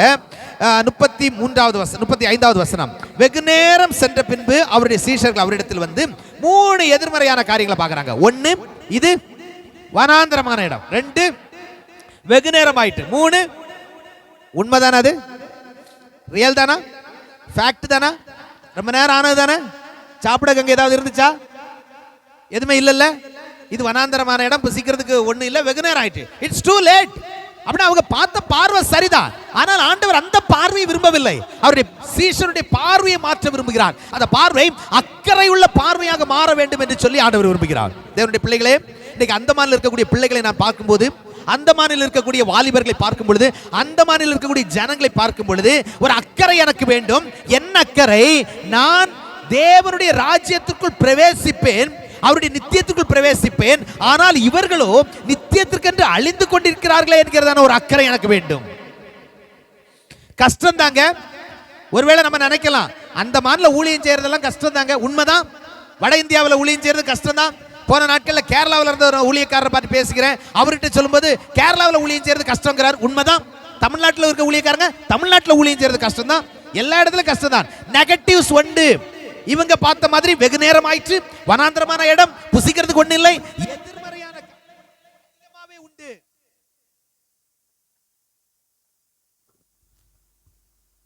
ஆனால் ஆண்டவர் விரும்புவது எதிர்மறையான காரியங்களை அல்ல, அதற்கு மத்தியில் நான் கூட இருக்கிறேன் என்கிறதான எண்ணம் வேண்டும். யார்? என் ஆண்டவர் என் கூட இருக்கிறார். ஆமென். எதிர்மறைக்கு முன்பதாக. அப்படி என்றால் இந்த இடங்களில் எதிர்மறையான காரியங்கள் இருக்கும் பொழுதும் அதை தாண்டியதான ஒரு அக்கறை எனக்கு வேண்டும். அவர்கள் நித்தியத்திற்குள் பிரவேசிக்க வேண்டும். வலது கைக்கும் இடது கைக்கும் வித்தியாசம் அறியாமல் சுற்றி கொண்டிருக்கிறதான லட்சத்துக்கும் அதிகமான சிறு பிள்ளைகள், வாலிபர்கள், பெரியவர்கள் நம்ம அந்தமானில் உண்டே, அவர்கள் ஆண்டவருடைய ராஜ்யத்திற்கு என்று வர வேண்டும் என்கிறதான ஒரு அக்கறை எனக்கு வேண்டும். சீஷர்கள் பார்த்த பார்வைக்கும் ஆண்டவர் பார்த்த பார்வைக்கும் உள்ள வித்தியாசம் அதுதான். ஆண்டவர் மேய்ப்பனில்லாத ஆடுகளைப் போல் இருக்க கண்டார். அக்கறை. அக்கறை. நமக்கு தேவன் நமக்கு கொடுத்திருக்கிற பலத்திலே, ஆண்டவர் நமக்கு கொடுத்திருக்கிற இந்த ஒரு தரிசனத்திலே அக்கறையோடு கூட ஜனங்களை பார்ப்போம். இரண்டாவது காரியம் சீஷர்கள் இடத்தில் ஆண்டவர் எதிர்பார்த்தது அசையா நம்பிக்கை வேண்டும் என்று விரும்பினார். அதை சொல்வதற்கு முன்பதாக அதற்கு இணைப்பாக ஒரு சில காரியங்களை நான் இந்த வேதவசனத்தில் காட்டி நான் கடந்து செல்ல விரும்புகிறேன். உண்மைதான், ரொம்ப நேரம் ஆச்சு, சாப்பிடுறதுக்கு ஒண்ணு இல்லை. இப்ப இந்த சீஷர்களுடைய எண்ணங்களை பாருங்களேன். அவர்களை நோக்கி 36வது வசனத்துல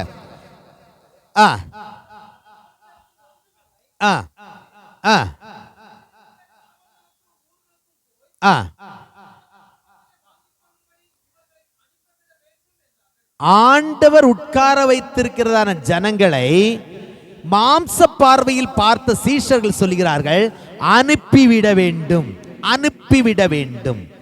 let them go away. புறப்பட்டு போட்டும், எங்கேயாவது போய் திரிஞ்சு எடுத்து சாப்பாடை கண்டுபிடிச்சுக்கிட்டோம். அதுக்காகவா ஆண்டவர் நம்மளை வச்சிருக்காரு? ஆண்டவர் அழகான ஒரு வார்த்தையை சொன்னார். என்ன தெரியுமா சொன்னாரு? நீங்களே அவர்களுக்கு போஜனம் கொடுங்கள். யார் எதிர்மறையோட வராங்களோ அவங்கள பார்த்து தான் சொல்றாரு, நீங்களே அவர்களுக்கு சாப்பாடு கொடுங்க.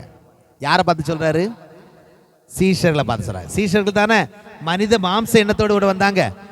ஆண்டவர் பார்த்து சொல்றார், நீங்களே அவர்களுக்கு போஜனம் கொடுங்கள். இப்ப இரண்டாவது காரியம், இதை நான் சீஷர்களிடத்தில் ஆண்டவர் சொல்லும் பொழுது நான் கண்டுகொண்டது என்ன என்றால், அசையா நம்பிக்கை கொள்ள வேண்டும் என்று விரும்புகிறார். முதலாவது காரியம் அக்கறை, இரண்டாவது காரியம் அசையா நம்பிக்கை. எப்படி என்று சொல்லுகிறேன் என்றால், இந்த பொறுப்பை கொடுத்தவர் ஆண்டவர். சீஷர்களிடம் சாப்பாடு கொடுங்கிற பொறுப்பை கொடுத்தவர் ஆண்டவர். அப்படி என்றால் பொறுப்பை பெற்றுக்கொண்ட நான் என்ன செய்ய வேண்டும் என்பதை சீஷர்கள் யோசித்திருக்க வேண்டும். கரெக்டா? ஆனா சீஷர்கள் என்ன தெரியுமா நினைக்கிறாங்க? அடுத்த வார்த்தை வாசிங்க. 200 பணத்துக்கு அப்பங்கள் வாங்கினாலும் கூடுமோ என்றார்கள். அதற்கு அவர்கள், உங்களிடத்தில் எத்தனை அப்பங்கள் உண்டு போய் பாருங்கள் என்றார். இப்ப கவனிங்க, ஆண்டவர் ஒரு பொறுப்பை கொடுக்கும் பொழுது அதை செய்வதற்கான பலனை அவர் தருவார். அந்த நம்பிக்கை நமக்கு வேணும். ஊழியத்தில், தேவனுடைய ராஜ்யத்தில் சபையை ஆண்டவர் பயன்படுத்துவதற்காக திட்டம் வைத்திருக்கிறார் என்றால் அதை செய்வதற்கான பலத்தையும் கர்த்தர் தருவார். சண்டே ஸ்கூல் ஊழியத்தில் செய்வதற்கு ஆண்டவர் உங்களுக்கு ஒரு பலனை கொடுத்திருக்காருன்னா அதை செய்ய வேண்டிய பலனையும் கர்த்தர் தருவார். எந்த நபருக்கும் எந்த ஊழியக்காரருக்கும் ஆண்டவர் அந்த பலனை கொடுக்காமல் நீ போய் ஊழியம் செய்ப்பா அப்படின்னு சொல்வது அல்ல. சபையினுடைய காரியங்களை பொறுப்பெடுத்து செய்யணும் சொல்வது அல்ல. ஆத்துமாக்கள் ஆதாயப்படுத்துன்னு சொல்வது அல்ல. கர்த்தர் பலனை தருவார். அந்த அசையாத நம்பிக்கை வேண்டும். சீஷர்களை போஷிப்பதற்காக இயேசு கிறிஸ்து மன்னிக்க வேண்டும், ஜனங்களை போஷிப்பதற்காக இயேசு கிறிஸ்து சீஷர்களிடம் சொன்னார் என்றால் சீஷர்கள் எப்படி போஷிக்க வேண்டும் என்பதை அவர் கற்றுக் கொடுப்பார். ஆனா இங்க என்ன நடக்குதுன்னா, சீஷர்கள் இவங்க மனித மூளையில கால்குலேட் பண்ண ஆரம்பிச்சிட்டாங்க. அதற்கு ஆண்டவர் நடுவில் இருக்கிறார் என்பதை மறந்துவிட்டு அவர்கள் சொல்றாங்க, 200 பணத்துக்கு அப்பங்கள் வாங்கினாலும் முடியாதுன்றாங்க. இவங்க ஆண்டவருடைய அற்புதத்தை பார்த்தது இல்லையா? கானா ஒரு கல்யாணத்தில் ஆண்டவர் செஞ்சதை பார்த்தது இல்லையா? ஆண்டவருடைய அற்புதத்தை பார்த்தவர்கள் தானே. இன்னைக்கு இருக்கக்கூடிய ஆவிக்குரிய இந்த வளர்ச்சி எனக்கு இருந்து, நான் ஒருவேளை அன்றைக்கு இயேசு கிறிஸ்துவோடு இருந்திருப்பேன்னா நான் இப்படி கேட்டிருப்பேன், ஆண்டவரே என்ன பார்த்தா சொன்னீங்க அவர்களுக்கு போஜனம் கொடுங்கள்னு, என்ன நம்பியா சொன்னீங்க, என்ன நம்பி அந்த பொறுப்பை கொடுத்துருக்கீங்க, அப்ப நான் என்ன செய்யணும் சொல்லுங்க ஆண்டவரேன்னு கேட்டிருப்பேன்.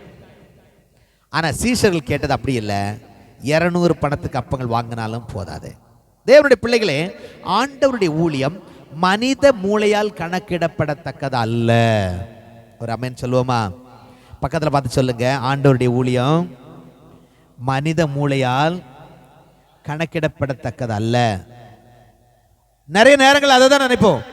ஐயோ பணம் இல்லையே, வெறுங்கையா நிக்கிறேன், ஒண்ணு இல்லையே, இது எப்படி செய்ய முடியும்? ஆண்டவருடைய ஊழியத்தை எப்படி செய்ய முடியும்? கர்த்தர் நடத்துவார். அவர் நடத்த வல்லவர். அவரால் செய்ய முடியாத அதிசயமான காரியம் ஒன்று. அவரிடத்தில் கேட்க வேண்டும், ஆண்டவரை என்ன நம்பி நீங்க இதை செய்ய சொல்றீங்கன்னா நான் எப்படி இதை செய்ய வேண்டும்? அசையா நம்பிக்கை வேண்டும். இன்னைக்கு தங்கச்சிமாரை பார்த்து சொல்றேன், தம்பிமாரை பார்த்து சொல்றேன், ஆண்டவர் ஒருவேளை உங்ககிட்ட பாத்தீங்கன்னா சின்ன பிள்ளைங்க ஊழியத்தையோ அல்ல வாலிப ஊழியத்திலேயோ அல்ல பிள்ளைங்க கிட்ட பேசுறதுக்கோ ஆண்டவர் உங்ககிட்ட சொல்லுவாருன்னா அதை சொல்ல வேண்டிய விதத்தையும் அவரே சொல்லி தருவார். இன்னைக்கு நமக்கு நிறைய பேருக்கு என்னன்னா பயம். என்ன பயம்? எதிர்மறைய பார்த்து பயம். ஐயோ நான் பேசுனா, நான் செஞ்சா, வனாந்தரமான இடம் பயம், வெகு நேரம் ஆயிடுச்சு பயம், புசிக்கிறதுக்கு ஒண்ணு இல்ல பயம், இந்த இடத்துல என்னத்தை செய்ய முடியும்? அதுவும் சுத்தமா முடியாது. ஆண்டவர் எனக்கு பலத்தை தருவார். பயம் பயம் எதிர்மறையை பார்க்கின்றதான பயம் இன்னைக்கு அநேக வாலிப தம்பிமார தங்கச்சிமார ஆண்டவருடைய ஊழியத்துக்கு நீங்க செய்ய வேண்டிய வைத்திருக்கிற இடத்துல இருந்து பின்னாடி வர வச்சிருக்கு. பயம் முன்னாடி போய் நின்று பேசுறதுக்கோ பாடுறதுக்கோ ஜெபிக்கிறதுக்கோ பயம் ஆண்டவர் உங்களை கொண்டு வைத்திருக்கிறதான திட்டத்தை செய்வதற்கு தடையாக இருக்கிறது. புரிந்து கொள்ள முடிகிறதா? இதை நான் இன்னும் கொஞ்சம் பைபிள்ல இருந்து இன்னொரு எக்ஸாம்பிள் கொடுக்குறேன், உங்களுக்கு நல்லா தெளிவா புரியும் நினைக்கிறேன். சரிங்களா? கோலியாத்தை கொன்றது யார்? சத்தமா சொல்லுங்க. இப்ப ஏன் கேள்வி, கோலியாத்தை கொல்ல தாவீது தான் கொல்ல வேண்டும் என்பது ஆண்டவருடைய திட்டமாய் இருந்ததா? திட்டமாய் இருந்ததா? தைரியமா சொல்லுங்க. அப்படின்னா ஏன் கேள்வி? இன்னொரு கேள்வி, நான் சின்ன பிள்ளைங்க ஊத்தியில ஊழிஞ்சறதால கொஞ்சம் ஏழை கூடமா கேள்வி எல்லாம் கேட்பேன், யோசித்து பதில் சொல்லணும் இல்லையா? அப்படின்னா 40 நாளைக்கு முன்னாடி ஏன் சவுல் அங்க உட்கார வச்சார்? 40 நாளைக்கு முன்னாடி ஏன் சவுலையும் ஆர்மியையும் கோலியாத்து திட்டுறதுக்கு ஆண்டவர் அனுமதிச்சார்?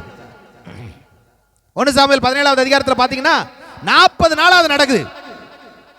40 நாளா ஏன் அப்ப ஆண்டவர் 40 நாள் ஏன் அனுமதிச்சார்? தாவீது அப்ப அடுத்த நாள் அனுப்பி இருக்கணும் இல்லையா? பைபிள் வாஸ்து கரெக்டா வாஸ்து பாத்தீங்கன்னா தெரியும், அந்த யுத்தத்தின் நிமித்தம் தான் தாவீதே வீட்டுக்கு போயிருப்பாரு. அப்ப அவர் அங்கேயே வச்சு, தாவீதே இங்கே இரு, நாளைக்கு உனக்குன்னு ஒருத்தர் அனுப்புறேன், அவனை கொன்னுட்டு வீட்டுக்கு போ அப்படின்னு வச்சிருக்கலாம்ல. ஏன் 40 நாள் ஆண்டவர் அனுமதிச்சார்? இப்ப என்னுடைய அடுத்த கேள்வி, இப்ப நீங்க சொல்லுவது தாவீதை தான் கொல்ல வேண்டும் என்று ஆண்டவருடைய திட்டமா இருக்கட்டும், ஆனால் சவுலுக்கு கொடுக்கப்பட்ட வாய்ப்பு என்ன? இப்ப நான் இன்னொரு கேள்வி கேட்கிறேன், பெலிஸ்தியனிலே மிகவும் உயரமானவன் யார்? பெலிஸ்தியன்ல எவ்வளவு உயரம்? எவ்வளவு உயரம்? 6 முழம் 1 ஜான், அப்படின்னா 9 அடிக்கு மேல. இதுக்கு இவ்வளவு தூரம் வைப்போமே, அவ்வளவு தூரம். இஸ்ரவேலிலே மிக உயரமானவன் யார்? சவுல். பைபிள் வசனம் சொல்லுது, இஸ்ரவேல்ல இருக்கக்கூடிய எல்லாரையும் கூப்பிட்டு நிக்க வச்சுட்டு சவுல் அங்க நிக்க வச்சா எல்லாருமே இவனுடைய தோளுக்கு கீழே தான் இருப்பாங்களா? யாருடைய தோளுக்கு கீழே? அப்படின்னா உயரமானவன் யார்? இப்ப சொல்லுங்க, கோலியாத் பெலிஸ்தியன்ல சண்டைக்கு வருவதற்கு கோலியாத் சரியான நபரா இருப்பான் என்றால் இஸ்ரவேலிலே சரியான நபர் யார்? அப்ப ஏன் போல அவரு? அடுத்த ஒரு கேள்வி கேட்கிறேன், ஒருவேளை அந்த முதல் நாளே ஆண்டவருக்காக நான் யுத்தத்தில் இறங்குறேன்னு ஒருவேளை அவரை விட்டுருங்க, அவர் பாட்டுக்கு வந்துட்டு போயிட்டு இருப்பாரு, கவலையப்படாதீங்க, எது இழுக்காத வரைக்கும் பிரச்சனையே கிடையாது. ஒருவேளை சவுல் இது நான் ஆண்டவருக்காக இறங்குறேன்னு இறங்கி இருந்தாருன்னா ஆண்டவர் வெற்றியை கொடுத்திருப்பாரா இல்லையா? ஏன்னா யுத்தம் அது யாரை வேணா பயன்படுத்துவார். கல்லையே பயன்படுத்துறாருன்னா பயன்படுத்த மாட்டாரா?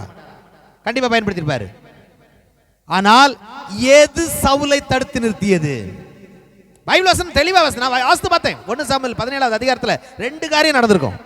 அவனை பார்த்து பயந்தான், அவன் பேச்சை கேட்டு பயந்தான். சொல்லுங்க, பார்த்து பயந்தான், பேச்சை கேட்டு பயந்தான். இதுதான் 2 இன்னைக்கு நமக்கு நடக்கு. ஒண்ணுல பார்த்து பயப்படுவோம், இல்லைன்னா பேச்சை கேட்டு பயப்படுவோம். கரெக்டா? ஃபர்ஸ்ட் ஐயோ இதெல்லாம் போய் செய்ய முடியாதுன்னு அப்படியே தட்டு தடி மாதிரி எல்லாம் வந்த உடனே 4 பேர் பேசினா போதும். என்ன தயம் அவன் பாத்தியா எப்படி போய் நிற்கிறான் பாத்தியா? பச்சு ஐயாட்ட வந்து சொல்லுவோம், ஐயா என்ன இந்த ஊழியத்திலிருந்து எடுத்துருங்கய்யா, எனக்கு இந்த பொறுப்பெல்லாம் செய்ய கூடாதுங்க. அவங்க என்ன பேச்சு பேசுனாங்க பாத்தீங்களா? அவங்ககிட்ட கொடுங்க, தூக்கி கொடுங்க, அவங்ககிட்ட என்ன பேச்சு பேசுறாங்க பாருங்க. பேசுறவர் பேசிக்கொண்டுதான் இருப்பார்கள், கர்த்தர் உங்களுக்கு என்று வைத்திருக்கிற காரியத்தை செய்யுங்கள். கோலியாத்து பேச்சை கேட்டு ஒருத்தன் பயந்து உட்கார்ந்துருக்கான். 40 நாள் பயம் இன்றைக்கு ஆண்டவருக்கு என்று நீங்கள் செய்வதை தடுத்து நிறுத்துகிறது. ஆமென் சொல்லுங்க. ஆண்டவருக்கு என்று நீங்கள் செய்ய வேண்டிய காரியம் அதிகம். அந்த மாதிரி இருக்கக்கூடிய நம்ம ஏஜ் சபையாக ஆண்டவருக்கு என்று செய்ய வேண்டிய காரியம் அதிகம். ஆனால் அந்த ஒரு பயம் தடுத்து நிறுத்துகிறது. பயத்தை விட்டு வெளியில வருவான். பக்கத்தில் பார்த்து சொல்லுங்க, பயத்தை விட்டு வெளியில வருவான். இன்னைக்கு பாத்தீங்கன்னா இந்த சீஷர்களுக்கு பயம் என்னன்னா, 200 பணத்துக்கு அப்பங்கள் வாங்க முடியுமா? 200 பணத்துக்கு வாங்கினாலும் கூடாதே. ஆண்டவர் அழகாக ஒரு வார்த்தை சொல்வார், அதுதான் திட நம்பிக்கை. ஆண்டவர் நமக்கு கொடுக்குற நம்பிக்கை என்னன்னா, வாங்கிட்ட என்னமா இருக்கு போய் பாருன்றார். ஆண்டவர் சொல்லக்கூடிய வார்த்தை, உன்னிடத்தில் என்ன உண்டு போய் பார். வேதவசனம் சொல்லுங்க பாருங்க. அதற்காக மார்க்குவின் புஸ்தகம், உங்களிடத்தில் எத்தனை அப்பங்கள் உண்டு போய் பாருங்கள். நான் சின்ன பிள்ளைக்கு கதை சொல்றதுனால கொஞ்சம் இப்படி கற்பனை யோசித்து பார்த்தேன். இப்படி கேட்டிருந்தாருங்க, ஏமா உங்ககிட்ட எவ்வளவு அப்பங்கள் இருக்கு? எங்க கிட்ட அப்பமா? நாங்க உங்க ஊர் தானே வந்தோம், எங்கிட்ட ஏதாவது இருக்குன்னு நினைக்கிறீங்க? கண்டிப்பா சொல்லியிருப்பாங்க. ஆண்டவர் சொன்னாரு, உங்களிடத்தில் எத்தனை அப்பங்கள் உண்டு போய் பாருங்கள். செக் பண்ணுங்க, டிக்கெட் அவுட், தோண்டி பாருங்க உங்ககிட்ட என்ன இருக்கு. ஆண்டவருடைய ராஜ்யத்திற்கென்று செய்வதற்கு என்னிடம் என்ன உண்டு, என்ன திறமை உண்டு? ஆண்டவருடைய ராஜ்யத்திற்கென்று ஜெபிக்கிறதான முழங்கால் உண்டா? ஆண்டவருடைய ராஜ்யத்திற்கென்று கொடுக்க வெளிவரக்கூடிய தன்மையை கொடுத்திருக்கிறாரா? ஆண்டவருடைய ராஜ்யத்திற்கு உழைப்பதற்கு எனக்கு என்ன திறமையை கொடுத்திருக்கிறார்? வாகனத்தை கொடுத்திருக்கிறாரா? பேசுவதற்கான திறமையை கொடுத்து நான் உட்கார்ந்து பேசாம உட்கார்ந்து இருக்கிறேன்னா, ஜெபிக்கக்கூடியதான திறமையை கொடுத்து ஜெபிக்காமல் உட்கார்ந்துருக்கேன்னா, என்ன உண்டு போய் பாருங்கள். தேவனுடைய பிள்ளைகளே, நான் செய்ய வேண்டியது என்ன? என்ன உண்டு? சீஷர்கள் ஆண்டவர் கேட்கிறார், என்ன உண்டு போய் பாருங்க. ஆண்டவர் என்கிட்ட திறமையை கொடுத்திருக்காருங்க. பக்கத்துல பார்த்து சொல்லுங்க, ஆண்டவர் உங்களுக்கு திறமையை கொடுத்திருக்காரு. அந்த திறமையை எங்க என்ன பண்றீங்க? நிறைய நேரங்களில் நம்மளும் புதைச்சி வச்சு தான் உட்காந்துருக்கோம். ஆண்டவருக்கு செஞ்ச காலங்கள் போச்சு. போன பொண்ணு ஒரு சில ஆண்டுகளாக ஆண்டவருக்காக ஒன்றும் செய்யல. அது கொரோனாவுக்கு அப்புறம் சுத்தமா செய்யல. கொரோனாவுக்கு முன்னாடியாவது செஞ்சுக்கிட்டு இருந்தேன் ஐயா, அதை பண்ணினேன், அங்கெல்லாம் செஞ்சேன், ஏதோ சண்டே ஸ்கூல் எல்லாம் எடுத்தேன், எங்க வீட்டு பக்கத்துல எல்லாம் சின்ன பிள்ளைங்க ஊழியெல்லாம் செஞ்சேன். கொரோனாவுக்கு அப்புறம் முடியலைங்கய்யா, ஒன்றும் செய்ய முடியல. இன்றைக்கு கொடுக்கப்படுகிற சவால், உங்களிடத்தில் எத்தனை அப்பங்கள் உண்டு போய் பாருங்கள். இரண்டாவது காரியம் என்ன? முதலாவது காரியம் என்று சொல்வென்றால் அக்கறை வேண்டும், கன்சர்ன். இரண்டாவது காரியம் அசையா நம்பிக்கை, கான்ஃபிடென்ட் வேணும், கான்ஃபிடென்ட். மூன்றாவது காரியம் சொல்லி நான் முடிக்க விரும்புகிறேன். ஆண்டவர் என்னிடம் எதிர்பார்ப்பது கமிட்மெண்ட். மூன்றாவது சி, கமிட்மெண்ட். அப்படி என்று சொன்னால் அர்ப்பணிப்பு. சொல்லுங்க, அர்ப்பணிப்பு. அர்ப்பணிப்பு. இப்ப சீஷர்களிடத்துல இவங்க எதுக்கு வந்தாங்க? இப்ப பாத்தீங்கன்னா கொஞ்சம் அப்படி யோசிக்க வைக்கிற விரும்புறேன். சீஷர்கள் எதுக்கு இங்க வந்திருக்காங்க? கேட்கலாமா? நீங்க சொல்லுங்க, எதுக்கு வந்திருக்காங்க? கேட்கல. எதுக்கு வந்திருக்காங்க? சகோதரிகள் பக்கத்துல இருந்து கேட்கல. சொல்லுங்க. நான் சின்ன பிள்ளைங்க மத்தியில் ஊழியம் செய்யறேன்னா, பிள்ளைங்களை கத்த வச்சே பேசி பழகினவங்க நாங்கள்லாம். அவங்கள்ட்ட இருந்து பதில கேட்டே பழகினவங்க. நாங்க என்ன பண்றது? பேசும்போது அப்படிதான் கேட்போம். என்ன சொன்னாங்க? என்ன எதுக்காக வந்தாங்க? முதல் காரியம், இவங்க வந்து ரெஸ்ட் எடுக்க வந்தவங்க. இப்போ ஆண்டவர்கிட்ட வந்து கேட்குறாங்க, ஆண்டவரே இவங்களுக்கு என்ன சாப்பாடு கொடுக்கணும் போது முதல் காரியம், முதல் ரவுண்டு போய் பார்த்துட்டு வா அப்படின்றாரு. எத்தனை பேர்கிட்ட தேட சொல்றாரு? 5000 புருஷர்கள் மட்டும். 5000 புருஷர்கள், ஸ்திரீகள், பிள்ளைங்க, இவங்களுக்குள்ளால யாருகிட்ட சாப்பாடு இருக்குன்னு போய் தேடிட்டு வா. உள்ள போறாங்க, கண்டுபிடிச்சிட்டாங்க. யார்கிட்ட கண்டுபிடிச்சாங்க? சின்ன பையன்கிட்ட. அப்ப எடுத்த உடனே அந்த சின்ன பையன்கிட்ட போய் பார்த்துருப்பாங்க? தெரியாது. தேடி தேடி தேடி கடைசியா ஒரு குட்டி பையன்கிட்ட கண்டுபிடிச்சிட்டாங்க. இப்ப நல்லா கவனிங்க, எதுக்கு வந்தாங்க இவங்க? ரெஸ்ட் எடுக்க வந்தவங்க முதல் ரவுண்ட் எங்க அனுப்புறாரு? ஜனக்கூட்டத்துக்குள்ள தேட அனுப்புறாரு. தேடி எடுத்துட்டு வந்து வச்சாச்சு. இப்ப என்ன தெரியுமா சொல்றாரு ஆண்டவர்? வசனத்தை வாசிப்போம். அப்பொழுது எல்லாரையும் 39வது வசனத்துல, பசும்புலின் மேல் பந்தி பந்தியாக, யாருக்கு யாருக்கு? இது யோவான்ல தெளிவா எழுதுறாரு. 50 பேரா 100 பேரா கரெக்டா உட்கார வச்சிருப்பாரு, சொல்லிருப்பாரு. அடுத்த வசனம் இதுல இருக்கும். 50 பேரா 100 பேரா உட்கார்ந்தார்கள். யாருகிட்ட சொன்னாரு? எதுக்கு வந்தாங்க? அங்க பிஸியா இருக்க, சாப்பிடக்கு நேரம் இல்லைன்னு தான் வந்தாங்க. இங்க வந்தவங்க முதல் வாட்டி 5000 பேர்கிட்ட போய் சாப்பாடை தேடி கண்டுபிடிச்சு வைக்கிறதே ஈஸியான வேலை இல்லை. ஆண்டவரே முடிச்சுட்டு ஆண்டவரேன்னு கொண்டு வந்து வைக்கும் போது ஆண்டவர் சொல்றாரு, திரும்பவும் போ. எங்க? அந்த கூட்டத்துக்குள்ளதான். எதுக்கு? 50 பேரா 100 பேரா உட்கார வை. இப்ப நான் சின்ன பிள்ளைங்களுக்கு கதை சொல்றதுனால ஒரு கற்பனை பண்ணி பார்த்தேன். ஒருவேளை இந்த இடத்துல ஆண்டவர் இப்படி செஞ்சிருந்தா எப்படி இருக்கும்? ஆண்டவரே, அன்னைக்கு எலிசா ஜெபம் பண்ணார்ல, ஆண்டவரே இந்த ஜனங்களுடைய கண்களை திறந்தருளும், உடைய குமாரன் மகிமைப்படும் பொருட்டாக இந்த 5 அப்பமும் 2 மீனும் பெருக கடவுது அப்படின்னாருன்னா, இந்த பக்கம் பெரிய ஒரு அப்ப குவியல், இந்த பக்கம் ஒரு பெரிய மீன் குவியல். மக்கள் பட்டு பட்டுன்னு 50 100 உட்காந்துருக்குமா? உட்காந்துருக்குல்ல? பட்டு பட்டுன்னு இருந்திருக்கும். ஏன்னா எல்லாம் இருக்குல்ல, சாப்பாடு வந்துருச்சுல்ல, பட்டு பட்டு இருந்திருக்கும். ஆனா அப்பமா தான் இருக்கு. அது எத்தனை அப்பமா தான் இருக்கு? 2 மீனா தான் இருக்கு. ஒரு ஜபத்தை கூட ஆண்டவர் பண்ணலங்க. போய் உட்கார வைங்க. யார் உட்கார வைக்கணும்? கொடுக்க வேண்டியதை கொடுக்க வேண்டியவரிடத்தில் கொடுத்து விட்டு இருக்க வேண்டிய இடத்தில் இருந்தால் ஆசீர்வாதம், அற்புதம் நடக்கும். கொடுக்க வேண்டியதை கொடுக்க வேண்டியவரிடம் கொடுத்து விட்டு இருக்க வேண்டிய இடத்துல போய் உட்காரணும். நான் அற்புதத்தை பார்த்தாதான் உட்காருவேன்னா, இருக்க வேண்டிய இடத்துல உட்காரணும். என்ன நடக்குது? சீஷர்கள் இடத்துல ஆண்டவர் சொல்றாரு 50 பேரை 100 பேரை உட்கார வைக்கிறாங்க. இவங்க போறாங்க. அதான் அர்ப்பணிப்பு, அது டிசிப்ளினா உட்கார வைக்கிறாங்க. ஆண்டவரே எங்களால முடியல, ஆண்டவரே உட்காருங்கப்பா அப்படின்லாம் இல்லை. 50 பேரா 100 பேரா? நான் அந்த சின்ன பிள்ளைகள் கதை சொல்ற மாதிரி கொஞ்சம் கற்பனை பண்ணி பார்த்தேன். கரெக்டா என்ன பண்றாரு? பேதுரு உட்கார வச்சுட்டே வராரு.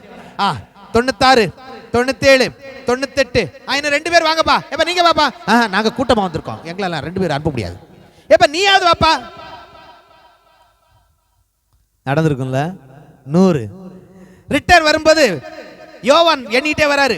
45, 46, 47, 48. எப்ப 100 பேர் 50 பேர் உட்கார வச்சிருந்தேன், ஒருத்தனை காணாம.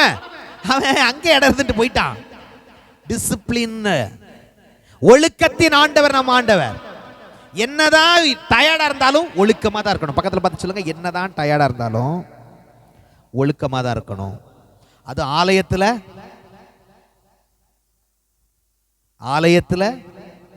கேட்கல, எப்படிதான் இருக்கணும்?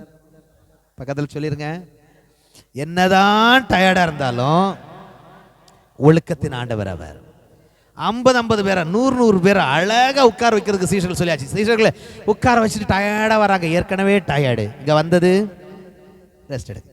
இப்ப நான் யோசனை பண்ணி பார்த்தேன், ஆண்டவர் இந்த 12 சீஷருக்கு மேல பாவம் பார்த்து, ஏப்பா நீங்களுமே அந்த பக்கம் உட்காருங்கப்பா, ஒரு டேபிளை போடுங்க, லைனை போடுங்க, அவங்க எனக்காக ஊழியம் செய்ய வந்திருக்கிறாங்கப்பா, அப்படி உட்காருங்க வேணாரா? இல்ல. என்ன தெரியுமா சொன்னாரு? அந்த இப்பந்தான் அப்பத்தை எடுத்தாரு, ஸ்தோத்திரம் பண்ணி பிட்டு யார் இடத்துல கொடுத்தாரா? வசனத்தில் தெளிவா போட்டிருக்கோம், யார் இடத்துல கொடுத்தாரா? பரிமாறும்படி கொடுத்தாரு. நான் யோசித்தேன், இங்க எத்தனை புருஷங்க இருக்காங்க? அப்ப வாலண்டியர்ஸ் எண்ணிக்கை எத்தனை? வாலண்டியர்ஸ் எத்தனை? இங்க 5000 சீஷர்கள் வாலண்டியர்ஸ் இருக்கக்கூடிய கணக்கில் இருக்கக்கூடியவங்க 5000 பேர்கிட்ட இருக்காங்க. அதுல 5000 பேர்ல ஒரு 100 பேர் வாங்கப்பா வந்து சர்வ் பண்றதுக்கு, வாங்க வந்து ஹெல்ப் பண்ணுங்க, நீ போய் உட்காரு, சீஷர்கள் சர்வ் பண்ணிப்பாங்க. ஆண்டவரே ரெஸ்ட் எடுக்க வந்தாங்க. ஆண்டவரே எடுத்து அப்பத்தை எடுத்துக்கிட்டு போ, சர்வ் பண்ணிட்டு வா. 5000 புருஷர்கள், ஸ்திரீகள், பிள்ளைகள். இப்ப ஏன் கேள்வி, நான் அந்த இடத்துல இருந்தேன்னா நான் சாப்பிட்ட கூட்டமா சாப்பாடு போட்ட கூட்டமா?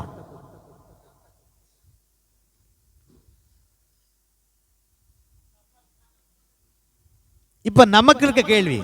அதுக்கு நீங்க இன்னைக்கு நமக்கு சர்ச்சில் ஏதாவது சாப்பாடு போட்டாச்சுன்னா நாங்க சாப்பிட உட்கார மாட்டோம், சாப்பாடு எல்லாருக்கும் போட்டு தான் உட்காரணும், எல்லாரும் பிடிவாதம் பிடிச்சிடாதீங்க, அப்புறம் சாப்பிட யாரும் இருக்க மாட்டாங்க. ஆண்டவருக்காக வேலை செய்வதில் நான் சாப்பிட்ட கூட்டமா சாப்பாடு போட்ட கூட்டமான்னு யோசனை பண்ணி பார்த்துக்க வேண்டியதான். என்னதான் டயர்டா இருந்தாலும் ரெஸ்ட் எடுப்பதற்காக அழைக்கப்பட்டாலும் சீஷர்கள் தான் பரிமாற ஆண்டவர் கொடுத்தார். அதான் சீஷர்கள். இப்ப அடுத்த கேள்வி நான் கேட்கிறேன், நான் சீஷனா பக்தனா? சத்தமா சொல்லுங்க பாப்பா, சீஷனா பக்தனா? பக்தன் என்ன தெரியுமா பண்ணுவான்? ஆண்டவர் பார்க்கிறதுக்கு ஞாயிற்றுக்கிழமை மட்டும்தான் வருவான். அதான் அங்க நடந்துச்சு. ஆனா சீஷர்கள் எப்பவுமே ஓய்வெடுக்க சொன்னாலும் உழைக்கிற ஆண்டவரே. அப்பந்தானே ஆண்டவர் ரெஸ்ட் எடுக்க வந்தோம், சாப்பாடு கொடுக்க சொல்லி செஞ்சிடறோம். ஆண்டவர் டயர்டா இருக்கு ஆனாலும் செஞ்சிடறோம் ஆண்டவரே. இன்னைக்கு நிறைய பேருக்கு ஆண்டவர் கற்றுக் கொடுக்கக்கூடிய பாடம், இன்றைக்கு அநேகர் மற்றவங்களோட கம்பேர் பண்ணிட்டு இருக்கிறோம். ஆண்டவருடைய ஊழியத்தில், ஆண்டவருடைய சபையினுடைய காரியத்தில் கம்பேர் பண்றோம். என்ன கம்பேர் பண்றோம்? நான் மட்டும்தான் செய்யணுமா? நான் மட்டும்தான் ஆலயத்தில் வந்து இதெல்லாம் செய்யணுமா? நான் மட்டும்தான் பாய் எடுக்கணுமா? நான் மட்டும்தான் ஐயாவுக்கு நான் மட்டும்தான் கண்ணுக்கு தெரிஞ்சனா? ஏமா நீ சாப்பாடு போடுற கூட்டம், நீ சீஷன். மற்றவங்களை பார்த்து கம்பேர் பண்ணாத. அவங்க எப்படி வேணா சும்மா வேணா இருக்கட்டும், வந்துட்டு ஒண்ணுமே செய்யாம கூட போட்டும். ஆனா நான் சீஷன். பக்கத்துல பார்த்து சொல்லுங்க, சீஷன். சீஷன் இதோட முடியலங்க. சீஷனுடைய அர்ப்பணிப்பு இதோட முடியல. ரெஸ்ட் எடுக்க வந்த கூட்டம் இப்போவாது சீஷர்கள் எல்லாம் சாப்பாடு விளம்பிட்டு வந்த உடனே இப்போவாது உட்காருங்கப்பான்னு சொல்லல. 12 கூட எடுத்து கையில கொடுக்குறாரு, போ உள்ள, மீதியா இருக்கிறதெல்லாம் பொறுக்கிட்டு வா. இப்ப கிளீன் பண்றது கூட நான் தானாமா? இலை எடுக்கிறது நானாமா? சீஷன்மா, சீஷன்.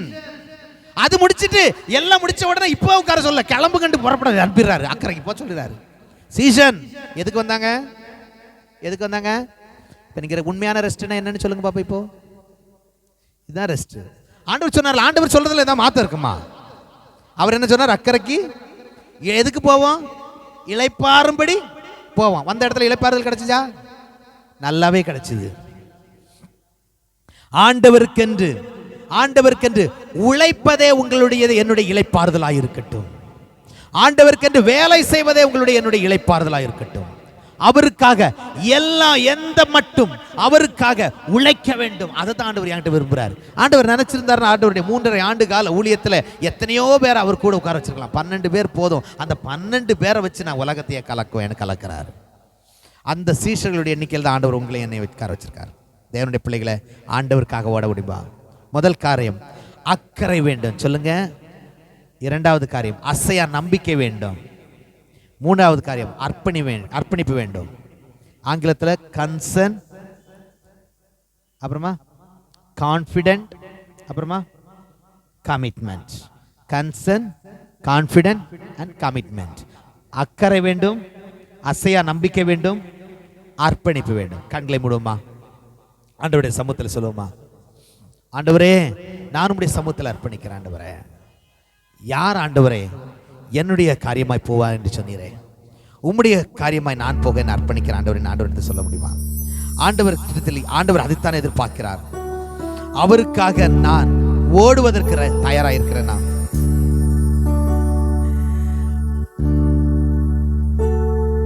அர்ப்பணிப்புள்ள மக்களை கர்த்தர் விரும்புகிறார். அக்கறையுள்ள மக்களை கர்த்தர் விரும்புகிறார். ஆண்டவரே, நான் அர்ப்பணிப்போடு கூட ஓட எனக்கு உதவி செய்யும் ஆண்டவரே என்று சொல்ல முடியுமா?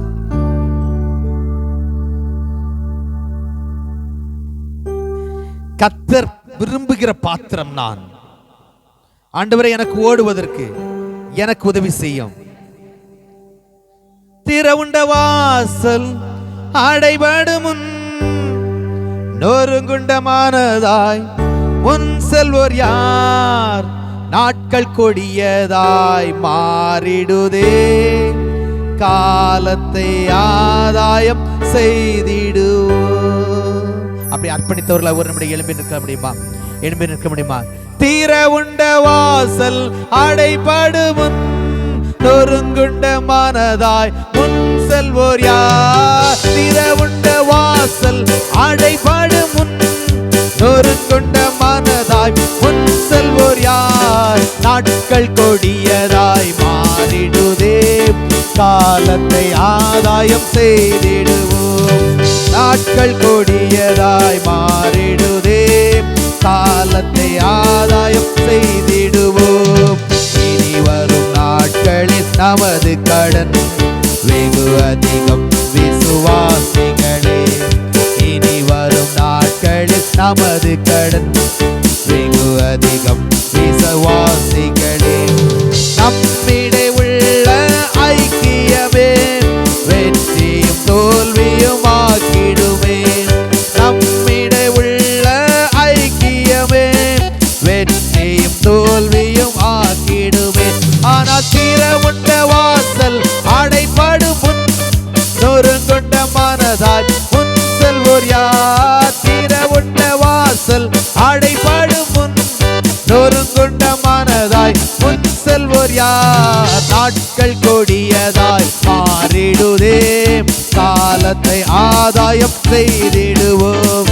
நாட்கள் கொடியதாய் மாறிடுதே, காலத்தை ஆதாயம் செய்திடுவோம். நாட்கள் கொடியதாய் மாறிடுதே, காலத்தை ஆதாயம் செய்திடுவோம். சொல்லும் ஆண்டவரே, நான் ஓட உதவி செய்யுங்க ஆண்டவரே. நான் உட்காரும்படியாக அழைக்கப்படவில்லை, இளைப்பாறும்படியாக அழைக்கப்படவில்லை. போதும் என்ற எண்ணம் இல்லை ஆண்டவரே. இப்படி ஊழியத்தில் திருப்தி அடைந்து விட்டேன் என்ற எண்ணம் அல்ல. இப்படி சபைக்காக நான் செய்ய வேண்டிய காரியங்களே என்னை உந்தி தள்ளுங்க ஆண்டவரே. என்னை ஒரு நோக்கத்தோடு கூட அந்த மாதிரி வைத்திருக்கிறேன். நான் அக்கறை கொள்ள வேண்டும், அசையா நம்பிக்கை கொள்ள வேண்டும், அர்ப்பணிப்போடு கூட ஓட எனக்கு உதவி செய்ய ஆண்டவரே என்று சொல்லி ஆண்டவரிடத்தில் கேட்கலாமா? ஆண்டவரிடத்தில் சமூகத்தில் அர்ப்பணிக்கலாமா? ஹல்லேலூயா. எல்லாரும் அப்படியே வலது கரத்தை உயர்த்தி ஆண்டவருடைய சமூகத்தில் இந்த நாளில் பலமுறை இந்த வேத பகுதியை நாம் வாசித்திருக்கிறோம். பலமுறை இந்த கதைகளை நாம் சொல்லி இருக்கிறோம். ஆண்டவர் இன்றைக்கு நமக்கு ஒரு வித்தியாசமான பாதையில் சீசனாக இருக்கிறவன் எப்போதும் ஓட வேண்டியவன். சீசனாக இருக்கிறவன் ரெஸ்ட் எடுக்க வேண்டிய அவசியம் இல்லை. அதான் உழுகிற மாடு எங்கே போனாலும் உழணுன்றது தான் சீசருடைய வேலை. அதனால் ரெஸ்ட் எடுக்க போன சீசரில் கொண்டே ஆண்டவர் ஒரு பெரிய காரியத்தை கர்த்தர் செய்தார். இந்த காலையில் ஆண்டவர்கிட்ட சொல்லுங்கள், ஆண்டவரை இனி ஒரு நாளும் நான் செய்ய மாட்டேன், இந்த வேலையை நான் செய்ய மாட்டேன்னு சொல்லக்கூடாது. சபையில் எனக்கு தருகிறதான வேலை, ஊழியம், பொறுப்பை ஆண்டவரை நான் செய்யணும். ஆண்டவர் நான் ரெஸ்ட் எடுக்க போகிறேன், இன்னைக்கு எனக்கு ரெஸ்ட் வேணும் அப்படின்னு நீங்கள் சொன்னீங்கன்னா அங்கே இடத்துல தான் ஆண்டவர் உங்களை பயன்படுத்துவார். ரெஸ்ட் கொடுக்கல ஆண்டவர் விரும்பலை. பாருங்கள், அந்த அதிகாரத்தை படித்து பார்த்தீங்கன்னா தெரியுது. திரும்பவும் அக்கறைக்கு தான் அவங்க திரும்பி வந்தாங்க. அதுக்கு பிறகு தான் இயேசுநாதர் போய் ஜெபம் பண்ணாருன்னு அடுத்த வசனத்தில் வாசிக்கிறோம். இந்த நாளில் ஒரு அர்ப்பணிப்போடு கூட ஆண்டவர்கிட்ட சொல்லுங்க, ஆண்டவரே ஆண்டவரே என்னை அர்ப்பணிக்கிறேன், ஆண்டவரே என்னை அர்ப்பணிக்கிறேன் ஒரு வயல்வெளியிலே சேவை செய்ய. ஆண்டவரே மக்களிடத்துல போகணும், முதல்ல மக்களிடத்துல போகணும். யார்கிட்ட அப்போ இருக்குன்னு நான் போய் கண்டுபிடிக்கணும் ஆண்டவரே. அது 1-2 பேரில் 5000 பேர் 12 பேர் 5000 பேர்கிட்ட போகணுன்னா எவ்வளவு கஷ்டம் யோசிச்சு பாருங்க பார்க்கலாம். அவங்க மத்தியில் போய் தான் கண்டுபிடிச்சாங்க, அவங்களே தான் உட்கார வச்சாங்க, அவங்களே பரிமாறினாங்க, அவங்களே மீதியானது எல்லாம் அவங்க தான் செஞ்சாங்க. அதற்கு ஒரு அர்ப்பணிப்பு நமக்கு தேவை. இந்த கால வேளையில் அப்படிப்பட்ட ஒரு அர்ப்பணிப்பை ஆண்டவர் நமக்கு தருவாராக. ஒரு அர்ப்பணிப்பு எனக்கு வேணும் ஆண்டவரே. ஆண்டவர்கிட்ட கேளுங்க பார்க்கலாம். நீ அர்ப்பணிக்கப்படுவாயானால் உன்னை கொண்டு கர்த்தர் அற்புதம் செய்வார். உன் கைகளினால கர்த்தர் அற்புதம் செய்ய வேண்டுமானால் ஒரு அர்ப்பணிப்பு உனக்கு தேவை. சொல்லுவோம் ஆண்டவர்கிட்ட, அர்ப்பணித்தே அர்ப்பணித்தே என் ஆவி ஆத்ம சரீரம் அர்ப்பணித்தே. சொல்லுங்க பார்க்கலாம். அர்ப்பணித்தே அர்ப்பணித்தே ஆவி ஆத்ம சரீரம் அர்ப்பணித்தே. அப்பா, இந்த நல்ல கால வேளையில நீர் எங்களோடு கூட பேசின நல்ல அர்ப்பணிப்பின் வார்த்தைகளுக்காக உமக்கு நன்றி செலுத்துகிறோம். இந்த வசனத்தை கேட்டதான் எங்களுக்குள்ள கர்த்தாவே ஒரு அர்ப்பணிப்பு தேவை, கர்த்தாவே ஒரு அக்கறை தேவை ஆண்டவரே. ஆண்டவரே ஒரு விசுவாசம் தேவை, நம்பிக்கை தேவை, அசைக்க முடியாத நம்பிக்கை தேவை ஆண்டவரே. இப்படிப்பட்ட 3 காரியங்களோடு சீசர்களாய் நாங்கள் முன்னேறி செல்ல கர்த்தர்களுக்கு உதவி செய்யும். வசனம் பேசின உடைய மகனை அவள் செய்கிறதான ஊழியங்களை கர்த்தர் ஆசீர்வதி. மாலை நடக்கிற ஊழியத்தில் ஆண்டவருடைய கிருபையின் கரம் கூட இருப்பதாக. தொடர்ந்து போது நாங்கள் கடந்து போகிறோம். எங்களோடு தேவ கரம் கூட இருக்கட்டும். இயேசுவின் நாமத்தில் ஜெபிக்கிறோம் ஜீவனுள்ள நல்ல பிதாவே, ஆமென். ஆத்துமாவே கர்த்தரை ஸ்தோத்திரி, என் உள்ளமே பரிசுத்த நாமத்தை ஸ்தோத்திரி. என் ஆத்துமாவே கர்த்தரை ஸ்தோத்திரி, அவர் செய்த சகல உபகாரங்களையும் மறவாதி. நம்முடைய கர்த்தராகிய இயேசு கிறிஸ்துவின் கிருபையும் பிதாவாகிய தேவனுடைய அன்பும் பரிசுத்த ஆவியானவருடைய நீக்கும் சமாதானமும் காவலும் என்றும் என்றும் கர்த்தருடைய வருகை மட்டும் இருப்பதாக. அல்லேலூயா.